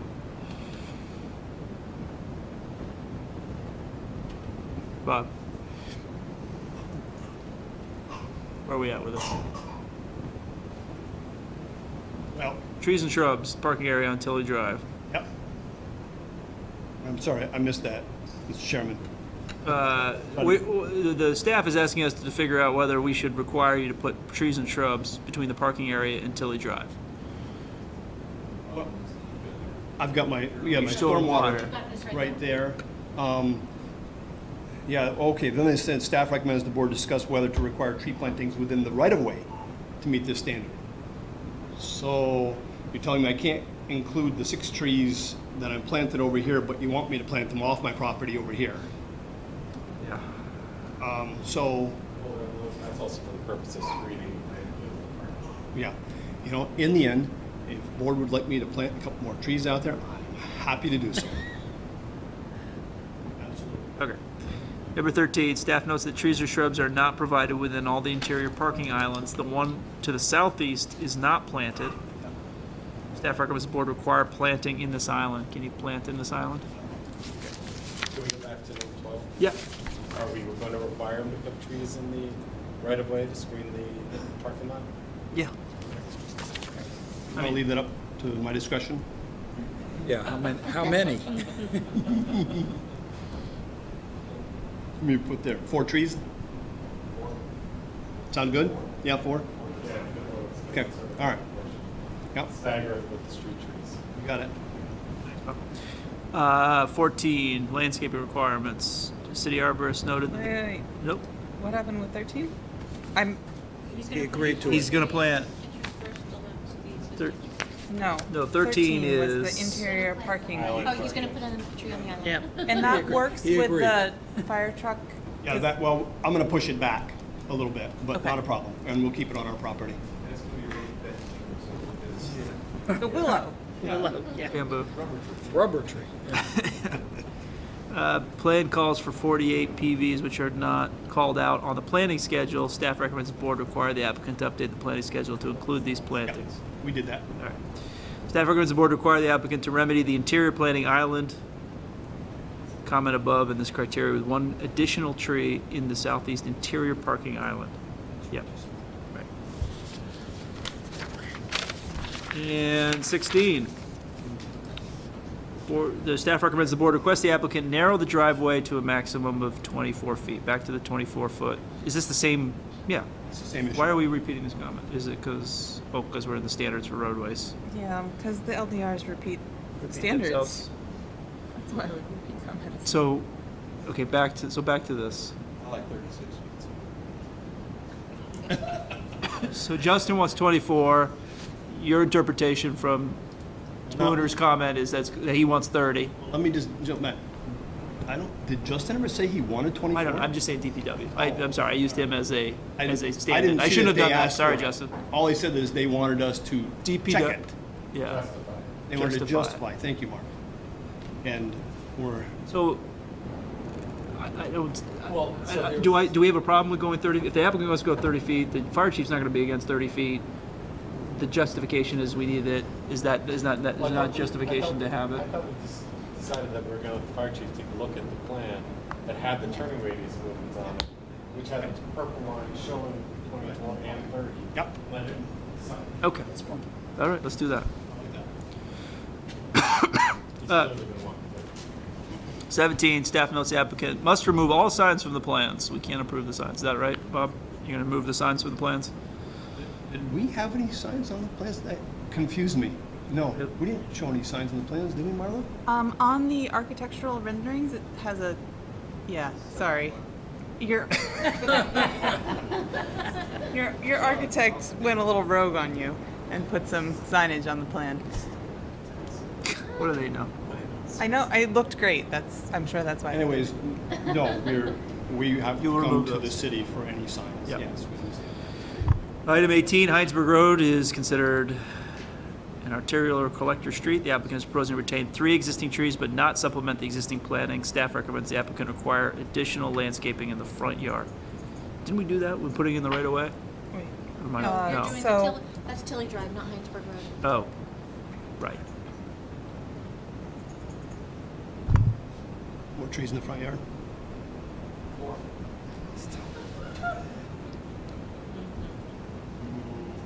Now, one thing that's not shown on the landscape plan, I apologize, this is inaccurate. We have the rec path. Yeah, That that's runs true. right there, so it's tight. But we can find room for some nice trees there. The rec path's built out in front of there. It's a shame to put up this beautiful building and hide it with trees. Well, yeah. I mean, you have the opportunity to present something else after the fire chief has reviewed And that's it. fine. I'll get On something. suggestion. Landscape elements, yeah, you don't have trees. Your landscape elements that reduce stormwater runoff and promote stormwater infiltration are encouraged. Okay. Bike storage. 1314 B2D. You're gonna come up with demonstrate how you'll comply with long-term bike storage and locker requirements? I think the plan is for a couple of bike racks. We have a back office operation within the building. But that handles long-term storage and locker. Yep, and the locker. So Okay. we commit to 8, the bike storage and locker. Okay, so any comments from the public regarding this application? Okay, so now we're in the point where we need to hear from the fire chief, so we can't close. So we have to continue. But things can be fairly quickly. And they're 'cause gonna there's take a not whack whole at lot front yard of homework landscaping. here. In landscaping, right. So you have a date, Marla?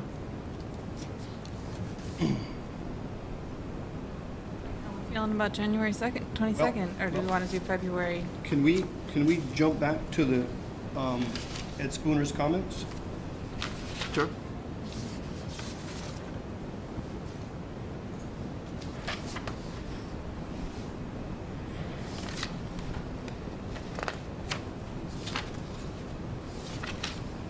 About the 30 versus 24 feet, or the Page 8. Number 7, Fire Inspector Ed Spooner reviewed the plans on December 10th and requested demonstration of the applicant. Yeah, right here. Whew, sorry about that grammar.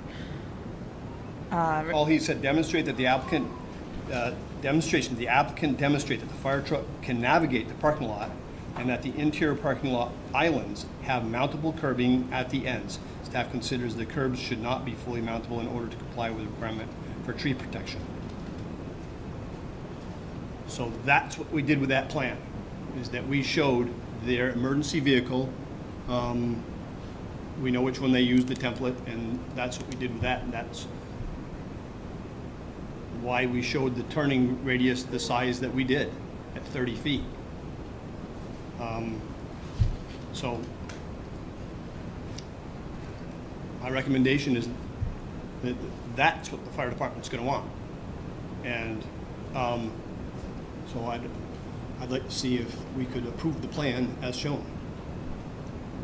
So it's your request to us that we not continue, that we close, and then based on the assumption that 30 feet is going to be the answer that we're going to hear. So you can't take additional testimony after the hearing is closed, Yeah, which that's the includes problem. additional testimony from the fire department. Even if it's an email saying, yeah, concur, or whatever, yeah. I understand the urgency, and I get it, but things can move pretty quickly once we get that affirmative and we fill out the, what else is on the to-do list on the landscaping? Front yard landscaping? And we've got, and what about the utility line? The utility line we can do as a We can do as a condition, yeah, you're right, that's right. So I'm reluctant to, I guess I'm not that reluctant because I'm going to do it anyway.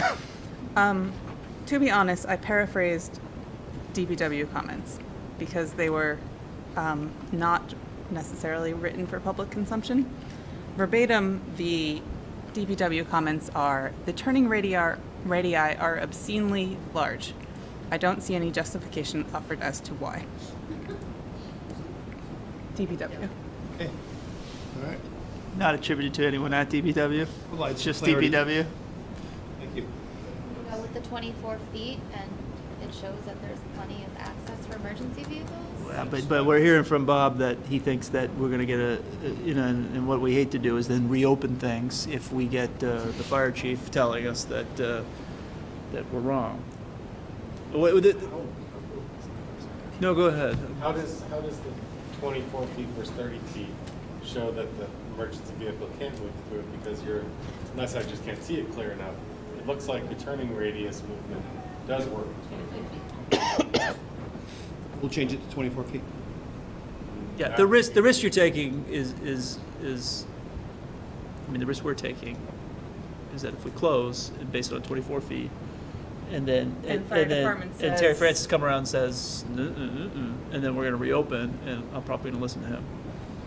Right, and reopening takes more time than continuing. Than continuing, and then closing, and then issuing, and then deliberating in relatively short order. Yeah, can we do it on the 7th? I only say that we've been in that box before, where we closed before, consulting the right emergency service staff, and I had to eat a little crow. Yeah, see, the only, and there was an objection, the only thing that they commented on were the mountable curbing. So obviously they found everything else they're liking. Right, sure, they like 30, but do they also like 24? You're saying if we want to go 24, now, this is the drive, Marla, that you want down to 24? Yeah, okay. Is the curb cut acceptable the way it is?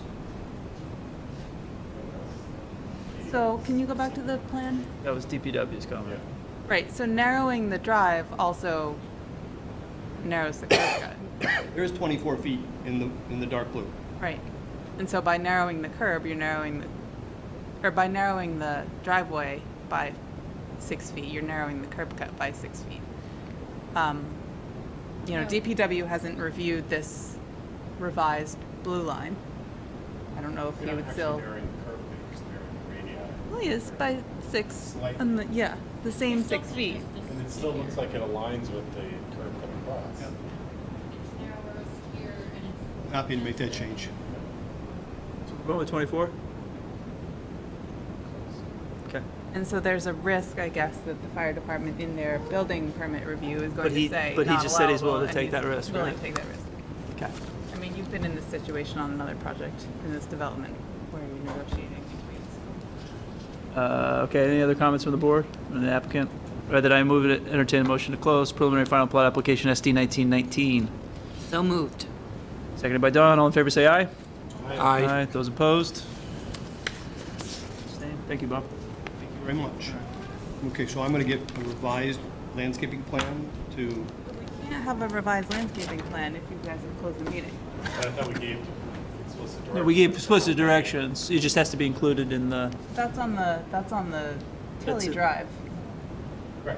that's in the Right, So decision. we're not making any changes to Heinsberg Road. No landscaping plan revision. We've given explicit instructions. Marlo's going to type it up in the decision that will, Add 4 trees interspersed on Yeah. Tilly They Drive. will be conditions. yeah, the conditions that, But they're not. But there's going not on going to the be site. anything On Heinsberg on side. Heinsberg Road. No more plantings on Heinsberg. Okay, okay, thank you so for Marlo's going to clarifying. issue a decision, we'll deliberate and vote. But you can't do that tonight. thank you very much. Yeah, no, I know, but, yeah. Thank you, Bob. Okay, Okay, thank now you. we're gonna move on to item number 8. Item number 8 is preliminary final plat application SD 1934 of 47 Cheese Factory Road. Jim is recused himself from this one as well. Who is here for the applicant? What? He's sitting there with scotch. Yeah. There's a precedent. Yeah, Brian's pulled that one before. Who's here for the applicant? Tyler Maynard. Tyler, how are you? Geology. Yep. And Brandon Bless. Brandon, how are you? This is preliminary plat application. Could you both raise your right hand? Swear to tell the truth under penalty of perjury. Great, thank you. Tell us a little bit about this application at Cheese Factory Road. This is for a 3-lot subdivision. And the main lot, Lot 1, is going to conserve over 60 acres of land. The other 2 lots are going to be less than an acre and be single-family residences, all on a shared driveway. The other portion of the project is an access drive to a lot for the neighbor that's down the western side of the property, right along the property line. And that's basically the project. Okay. You've read through the staff notes? Okay. Let's go step through them. Number 1, just to make sure we clarify our terminology, staff is using the term driveway to refer to the private road. We talk about private roads and access roads, but staff is using the term driveway to refer to the private road shared by the 3 homes, and the term private access road to refer to the roadway accessing the parcel to the south. Both roadways must in fact meet the private roadway standards in the LDR. Is that understood? Number 2, and I do remember this at Sketch, and I think Don was here. Yes. Alyssa was not here.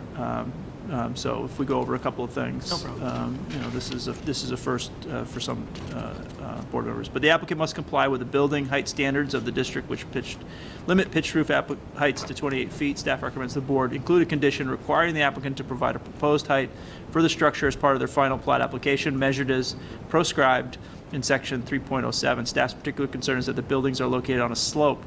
Therefore, the height measurement for a 2-story building may result in a height exceeding the maximum allowable height, depending on construction method. Height waivers are not permissible within this district, and as a board that's experienced houses that are slightly too large, this is in your best interest as well, and you understand that condition.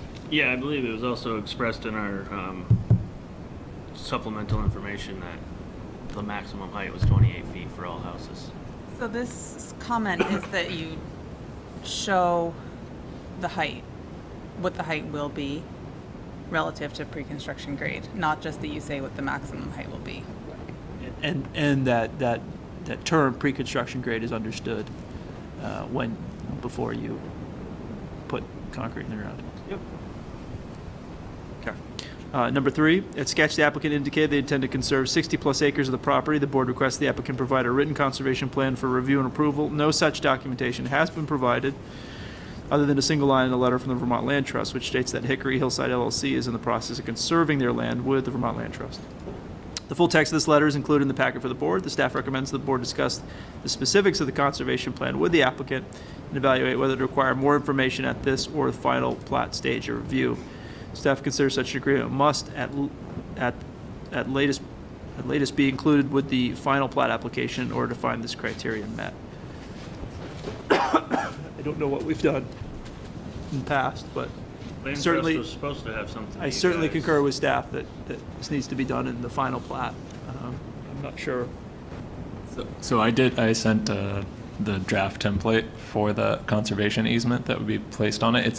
It's kind of the template that the Vermont Land Trust uses, which is what we're working with the Land Trust to conserve the 60-acre piece. You sent it to staff? I did, but I did it after. I thought you guys had already seen it, and then when I saw these notes, Okay. I got that and sent it along, but I just sent it today, which is why you guys haven't seen it yet. So do you have it, Mark? Yeah, it looks like it came in after I left for the day. Okay. So Yeah. Okay. I looked at it all, but It's pretty, if you've been involved in any other Vermont Land Trust, farmland transaction, conservation easements, it's pretty much just like that. So before we move on from this one, so the conservation easement would have to be executed at least concurrently with execution of the subdivision, which I've had a conversation with, I don't remember if it was Alan or Israel, who's the other guy? I think it was with Al, yeah. That said that they can handle doing that sort of like record the subdivision and record the conservation easement at the same time. Yes. So they were okay with that. Okay. Item number 4, staff recommends the board ask the applicant to clarify how the proposed private access road results in greater conservation, and the board consider whether this greater conservation merits the additional wetland impacts and longer road length required by the proposed private access road compared with the access road approved in final plat SD 1904. Staff recommends the board review the plan entitled Ewing Subdivision Access Wetland Avoidance and Impact Minimization, prepared by Fitzgerald Environmental Associates and dated October 2nd, 2019, when considering this request. Can we look at that in the map, Delilah? Now, is this private access road is to access Mr. Ewing's property? That's right. Just, can you identify yourself, Peter? Pete Ewing, Old Homestead Road, Westford, Mass. Though we own property at 133 Cheese Factory Lane, so we're Good to see you again, Peter. we live there too. But this is to. Yeah. So of course, we were previously approved off Cheese Factory Lane, but due to South Burlington minimum or maximum house lots on a private road, we were forced to drop a house on lot 1.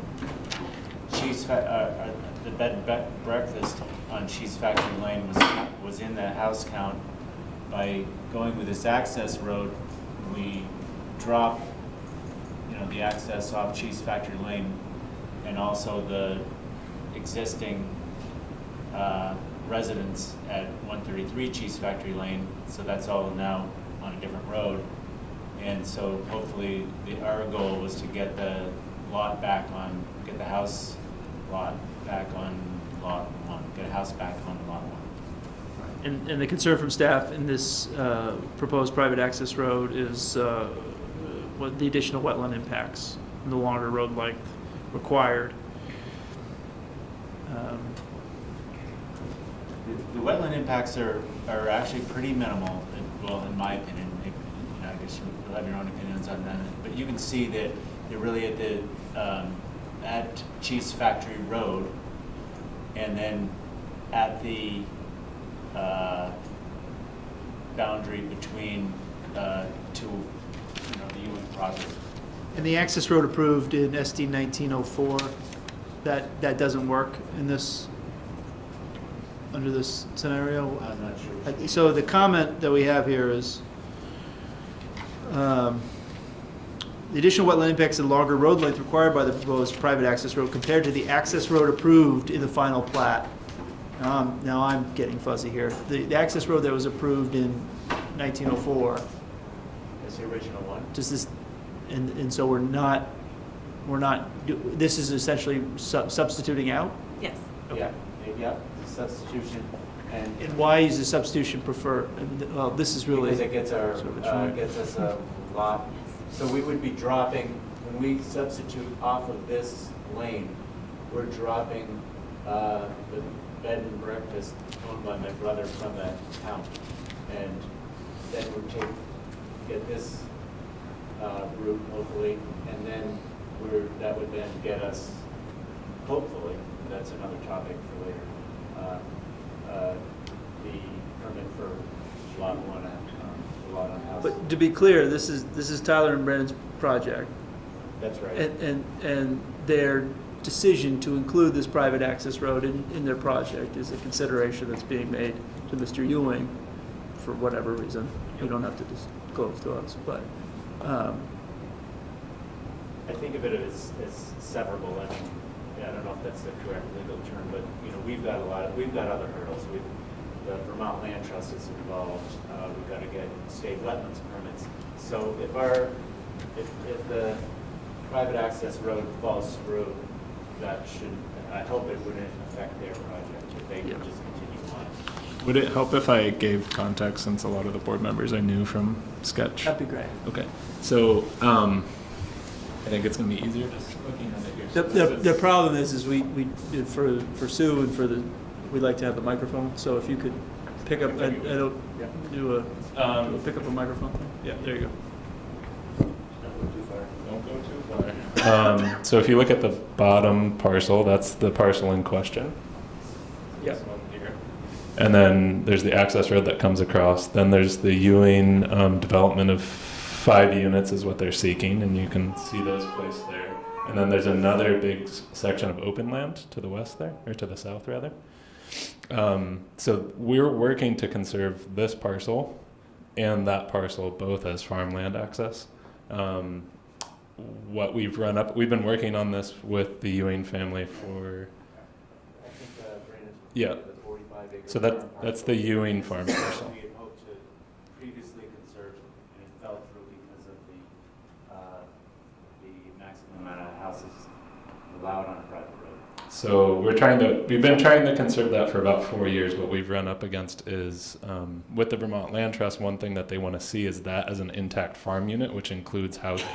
The way that South Burlington rules are written, we can only have 5 units serviced off the road without it being forced to become a public roadway, which is a lot more expensive and what nobody wants. So we can't actually get a house site that resides with that farm parcel, the Ewing farm parcel. And so this is a compromise that we're coming up with, something that the Ewings want because they would get an additional development right, potentially, so having a fifth house site, but then also being able to conserve that 45 acres that's in question for the farmland plus create a farm labor housing unit. And really so there's 2 things here. One is there's the rule of the 5, right, that we're up against. And the other thing is that when this board previously approved the original access, it didn't put teeth in the fact that there was a conservation plan for those 45 acres. So now the subdivision is approved and the access is approved without actually executing on the conservation of those 45 acres, which again, we've been stalled on because we can't create an intact conservable farm unit. Does that make sense? Yeah, it's very confusing, but I thank you for that explanation. That's a good summary. My question to Marla would be, we have a access road approved. They're asking for what happens to the approval of that road. So, 1904, ST 1904. the SD 1904 road. Is it already built? No. If we were to grant this, hypothetically, we go to final plat and approve, that doesn't negate the building of the other private. We could include a condition in this approval, that says SD 1904 has to be amended prior to issuance of a zoning, but this is staff comment number 5. I'm so glad you asked, Matt. I should have read ahead. We could include a condition in this that says they can't get a zoning permit for the road until SD 1904 was amended. In other words, your explanation, I get it. This makes more sense. We don't want additional impacts on wetlands. This is going to be more impactful. We certainly didn't want 2 roads built, even because 1 is approved, right? Right, so this would be more impact to wetlands. It would be a longer road. But what Brandon and Peter were just saying is that it would result in conservation of 45 acres in Shelburne. It would keep the wetland impacts that were approved in SD 1904 and add additional wetland impacts, and again, a longer road. So it's not really my position to tell the board what to do, but maybe the board should consider whether there needs to be demonstration of the greater conservation, not just a statement of greater conservation in order to approve this. So that's been our assumption, is that the original access road would be sort of given up in place of this, which is part of us putting it forward in an application. And then I like, from a, trying to conserve both of these properties, I like that suggestion of saying you get this if you actually conserve that, which we've also tied that to the purchase and sale of the right-of-way and everything else too, but it would be nice to have that hook. As a condition. Yeah, it would be. Okay. And we give up on the other road, as in 5, as a condition. 6, staff recommends the board discuss this request to make a finding at the formal stage of review. Staff notes that the applicant's cover letter contains a discussion of why they believe this would be a beneficial configuration. This is, yes, I remember, the wastewater, the ledge, how the homes are situated. We can't do a cul-de-sac or group them together. They got to be because of wastewater. They got to be stretched out along the bank. Yeah, so I do remember this from sketch. I was supportive of it at sketch. Does anyone have any questions about why they want this configuration? Okay. Moving on to item number 7.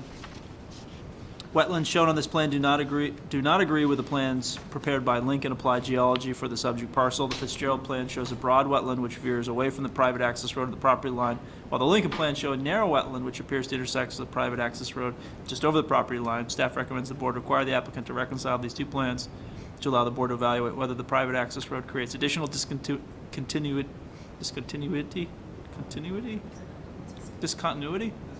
Wow, it's late. In the wetland buffer beyond those approved in SD 1904 for 133 Cheese Factory Lane. Which plan is right? Fitzgerald's is because they went out with Tina Heath and actually did a delineation, and as they were in the field, she's like, hey, can you go over there and do a supplemental for me?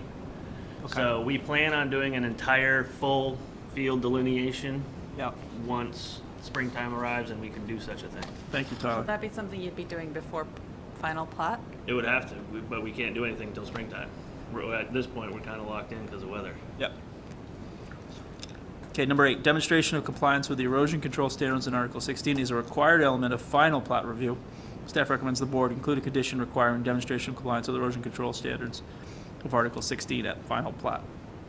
Erosion, stormwater, all that's planning. We're going to need that next time, next round. Number 9, no proposals for buffering or fencing is proposed at the location where private access road is proposed to impact wetlands. Staff recommends the board discuss whether to require landscaping or fencing to protect the wetland buffer. Sometimes we require split rail. There's other options. Do you have a preference? I think we were going to cross that bridge as soon as we got approval to figure out if we... Well, we'd put that as a condition. Right. Yeah, as part of approval. We'd have to say you have to do one or the other. What would you prefer to do? Well, so What's the purpose of fencing? Yeah, so the Ewing project didn't require any buffering of the access road. The argument that was made at the time was that, and I'm sorry, I'm referring to SD 1904 as the Ewing approval. It gets a little awkward to call it that with you in the room. Okay. But the board chose not to require additional buffering or fencing because no one's really stopping on the access road. So there really wasn't a large risk of additional encroachment. So the question here for the board is whether that argument applies to the alternative access road or whether they want buffering and fencing as they would do on a development lot. We don't need to provide a delineation. Okay. Historically, it's been, wide open agricultural fields with no forest right there. There's forest nearby, but. Yeah. Okay. Take the victory where you can. All right, never mind. Number 10, staff recommends the board discuss with the applicant whether they are proposing to serve the homes on 133 Cheese Factory Lane with utilities along with private access road, and if so, require the applicant to provide location of utility lines on the plans for the final plat application.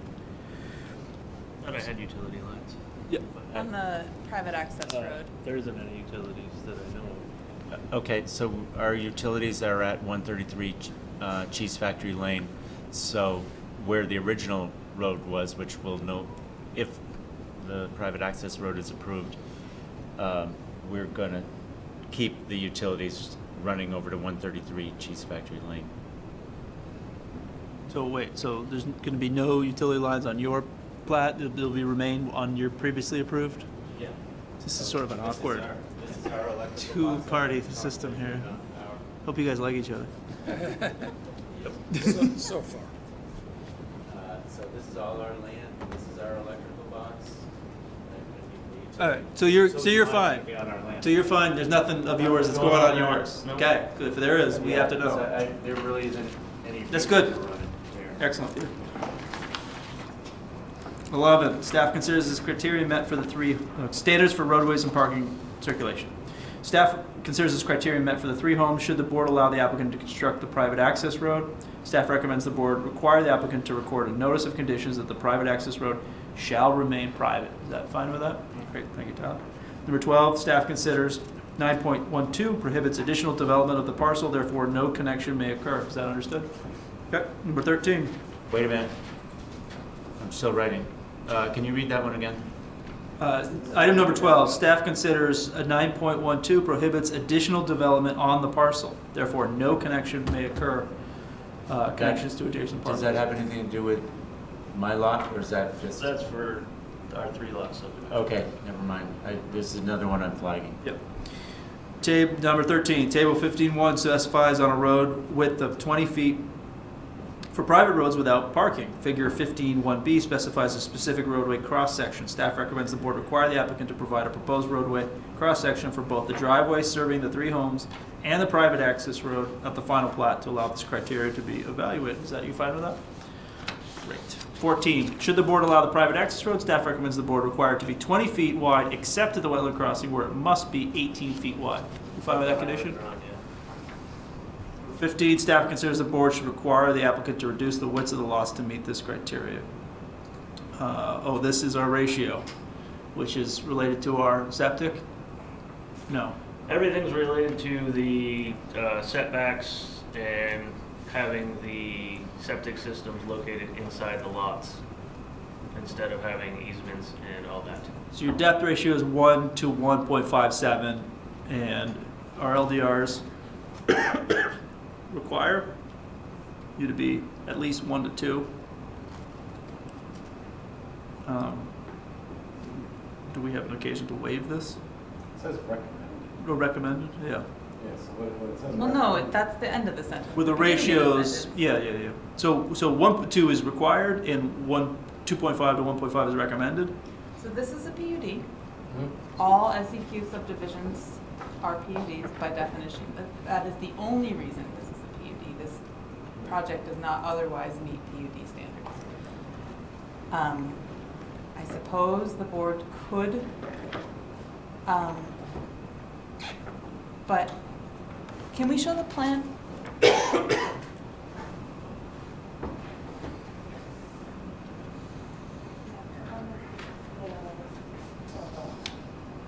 What is the width to depth of width to depth of God, I've slayed 3 weeks of this goal too.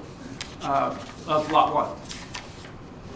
So lot 1 is the leftover lot that's a big most of lot. the land. Oh, okay. It sort of, it has a width to depth, but it's irrelevant. Right. So 2 to 3 is what. So 2 and 3 is 3 what we're are looking the at. sort of rectangle guys. And they both are 1 to 1.57. They're both identical lots.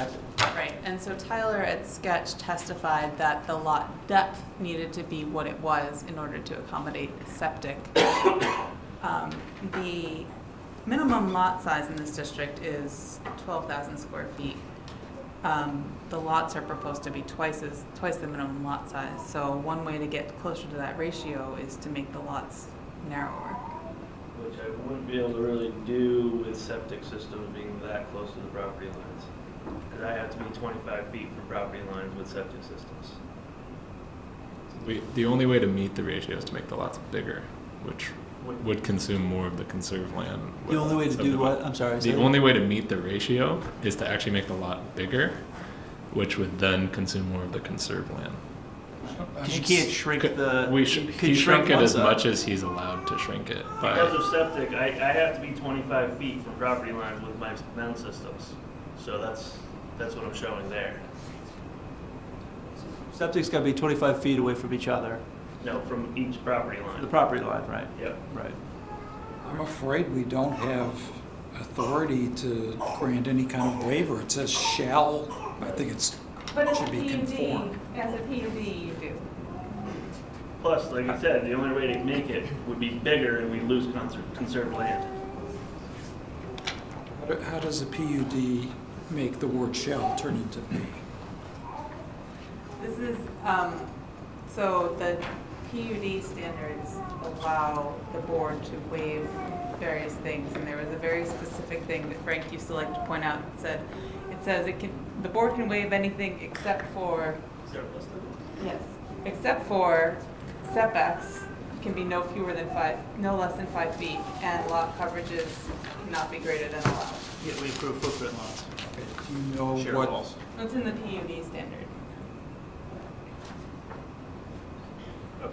And so historically, the board has said, yeah, we agree with that interpretation, and therefore anything that's not those two things can be waived. So width to depth ratio under regular LDRs cannot be waived, but under PUD can. Is that a correct The statement? interpretation the board has historically made, yes. Okay. These lots are more like 26,000 feet, is that correct? They're really oversized now. The only reason is to not have easements.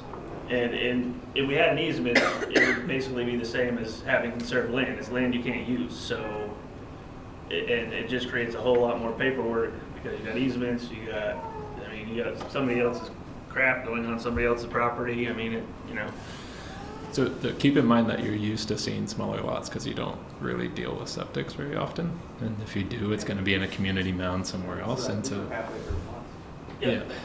So to me, that actually feels pretty tight, considering that your mound is like a third of your lot property.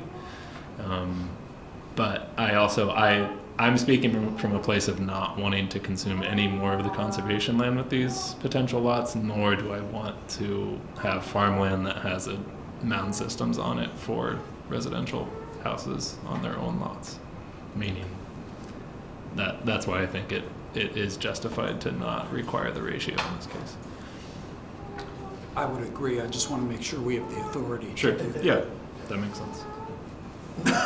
Okay. If there's no other comments. Item number 16, should the board approve the private access drive, staff recommends the board include a condition requiring the applicant to seek DRB approval for construction of additional homes beyond those approved in SD 1904 for 133 Cheese Factory Lane, regardless of whether additional home is to be located in South Burlington or in Shelburne. Now, I read this and I thought, can we do that? Can we? Because there's a lot of things I'd like to do with Shelburne. We could do that. So this is a condition that was included in SD 1904. We can definitely include conditions that require no more homes be accessed off of a road. We can't require them to amend the homes that are approved in SD 1904, but we can preclude them from getting a zoning permit for the private access drive until they take certain actions. Until what?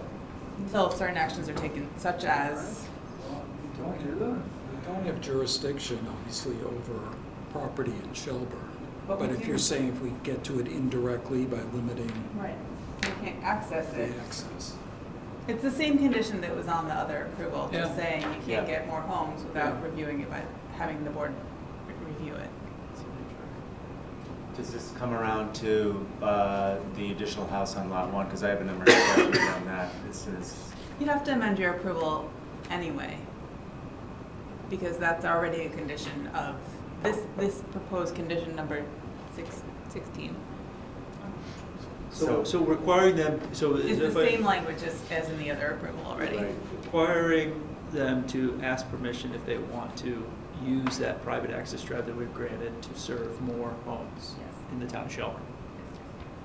no, I don't think that there is, well, certainly not from the Ewings is there a plan to add more homes other than on Lot 1, which we've already discussed, and I want to come back to that. What Brandon's plan with the VLT on the 45-plus acre farm parcel is sort of outside my jurisdiction.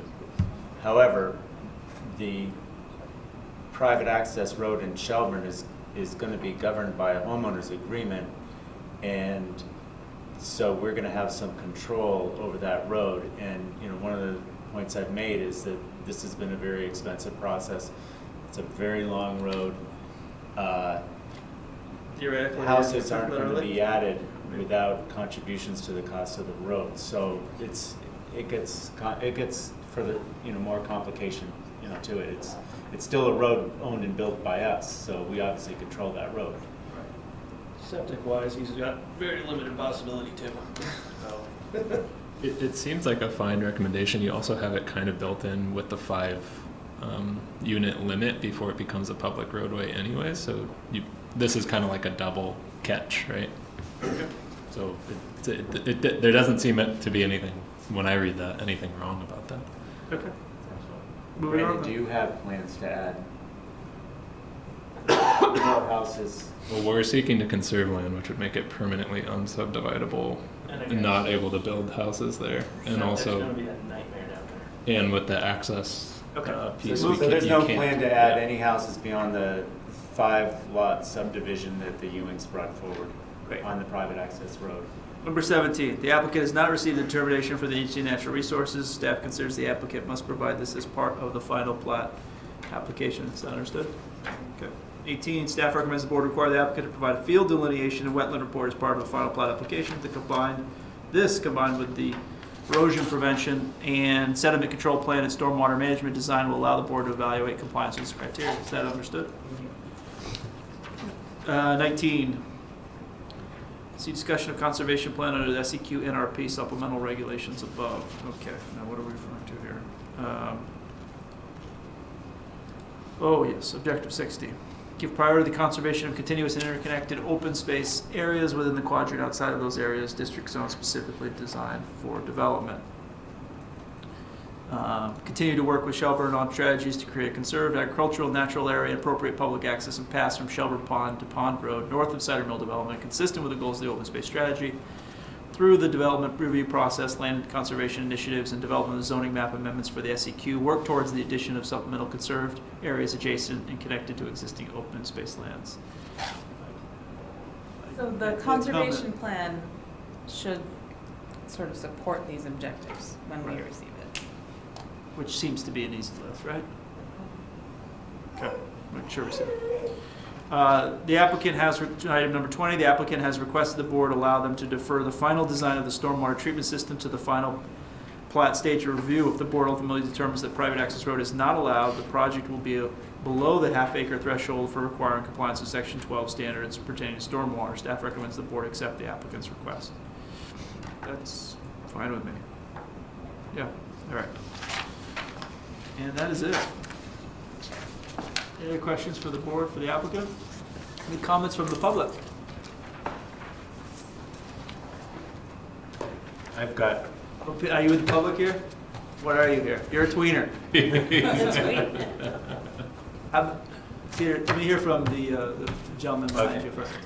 Oh, I can give up my microphone. Or you can sit here, whatever you feel comfortable with, sir. Can you state your name for the record? Hi, Andrew Solberg, 10 Cheese Factory Lane. Hi, Andrew. How are you? Good. So, I have 2 main points. As I read the regulations, I don't believe that the private access road is, it's definitely not a permitted use. or permitted build use, and it would be conditional. And so to that point one, I think that conservation of land in Shelburne or for property in another district would be an extreme stretch to provide reason to break the zoning rules for the SEQ NRP area. My second point is that I do not believe the private access road is aligned with the regulation strategies and objectives for the zone, and that it doesn't meet Objective 60 of the plan, and giving priority to contiguous and interconnected space. Doesn't meet strategy 138. So maintain measures to ensure open spaces in all developments. And anyway, So basically, you're opposed to the construction of the so private I'm access opposed road? to the construction of the private access road, and it's, I don't, Primary concern, though, as I recall from last time, is the visual, where it's difficult to see, you've got a swale of the road, and it's difficult to access generally. Isn't that what was last time? I did not bring that up. I did. Apologize, it must have been somebody else. I did get called out. I said that I wanted the grassland to remain contiguous among lots. And so that is actually, I think that's part of 901. I don't know. But basically having continuous open spaces among lots is one of the objectives of the SEQ. So I also, preservation of the views and the natural resource area. It's also something, it does impact the views, it does impact wildlife corridors. The bobo link nest right there where that road would go.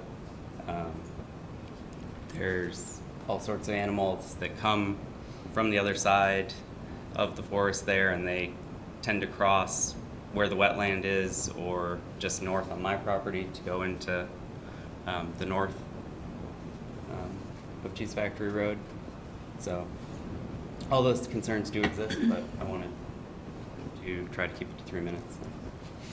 Thank you for stating your concerns. Thank you, Andrew. Appreciate that. Would you like to comment? No? Okay. Okay. Okay. Any other comments from the applicant or the applicant adjacent? Yeah, I had questions about what would the permit process be to, if the private access road is approved, and what would the permit process be to get complete the house on lot 1? Why don't we set up a meeting to have that conversation? I mean, can I have any assurances that, first of all, I'd like to just know, does it go against any regulations? Is there fundamentally an issue or a problem with putting a house back on lot 1? Because if the house ultimately isn't permitted on lot 1, it changes everything for us. And whether, in fact, we would want to build the private access road. Sorry, it's been a while. Can you point to what lot 1 is again? Well, Is it in South Burlington or is it in Shelburne? South Burlington. So this is lot 1. This is the lot that, under the original plan, we were forced to drop the house on lot 1. We have septic permits. We have everything. We can't see the property lines here. There's one of them, but it basically goes up like this. Okay. So this is, no further subdivision required. It is a standalone existing lot. It's been in existence since 1989, before your regulations changed. Again, we have a septic permit where it's completely engineered, but during the first process, we were forced to drop this house. And the access to that is what we approved in That's 1904? why it was because of the access limit, the limitation of the number of houses on private road that forced us to drop that. That's why we're here. So it changes it. Well, they're here. I mean, just to be clear. Yeah. That's why I'm. I know, that's why you're here. They're here because of this application. You're here because it affects you. Private access road and what. But, so, so when we then move on to the next stage, we're dealing with the applicant that and I understand there's a connection here. But the question about whether your project, whether your lot, I think it's best to have the conversation with staff outside of this hearing. Okay, but, I mean, this is important. I mean, if we. No, I understand. If we don't get this, then my family needs to reevaluate whether we want. Yeah, no, I understand. I understand. You're not going to get an answer to that tonight anyway. Yeah. I just want to make it absolutely clear, because we're, this is very expensive for us too. I understand. Any other comments from the board? So, any other comments from the applicant? Do you have anything you need before you go to final plat? Okay, then I would entertain, and I would make a motion that we close preliminary plat application SD 1934 of 47 Cheese Factory Road. I second. Seconded by Don. Any discussion? All in favor, say aye. Aye. Those opposed? Those abstaining? Okay, thank you. We'll see you at final plat. Thank you. And we already went through minutes, so that is it for the South Burlington Development Review Board. As long as there's no other business, we're done. Thank you very much. Good night. See you in 2020.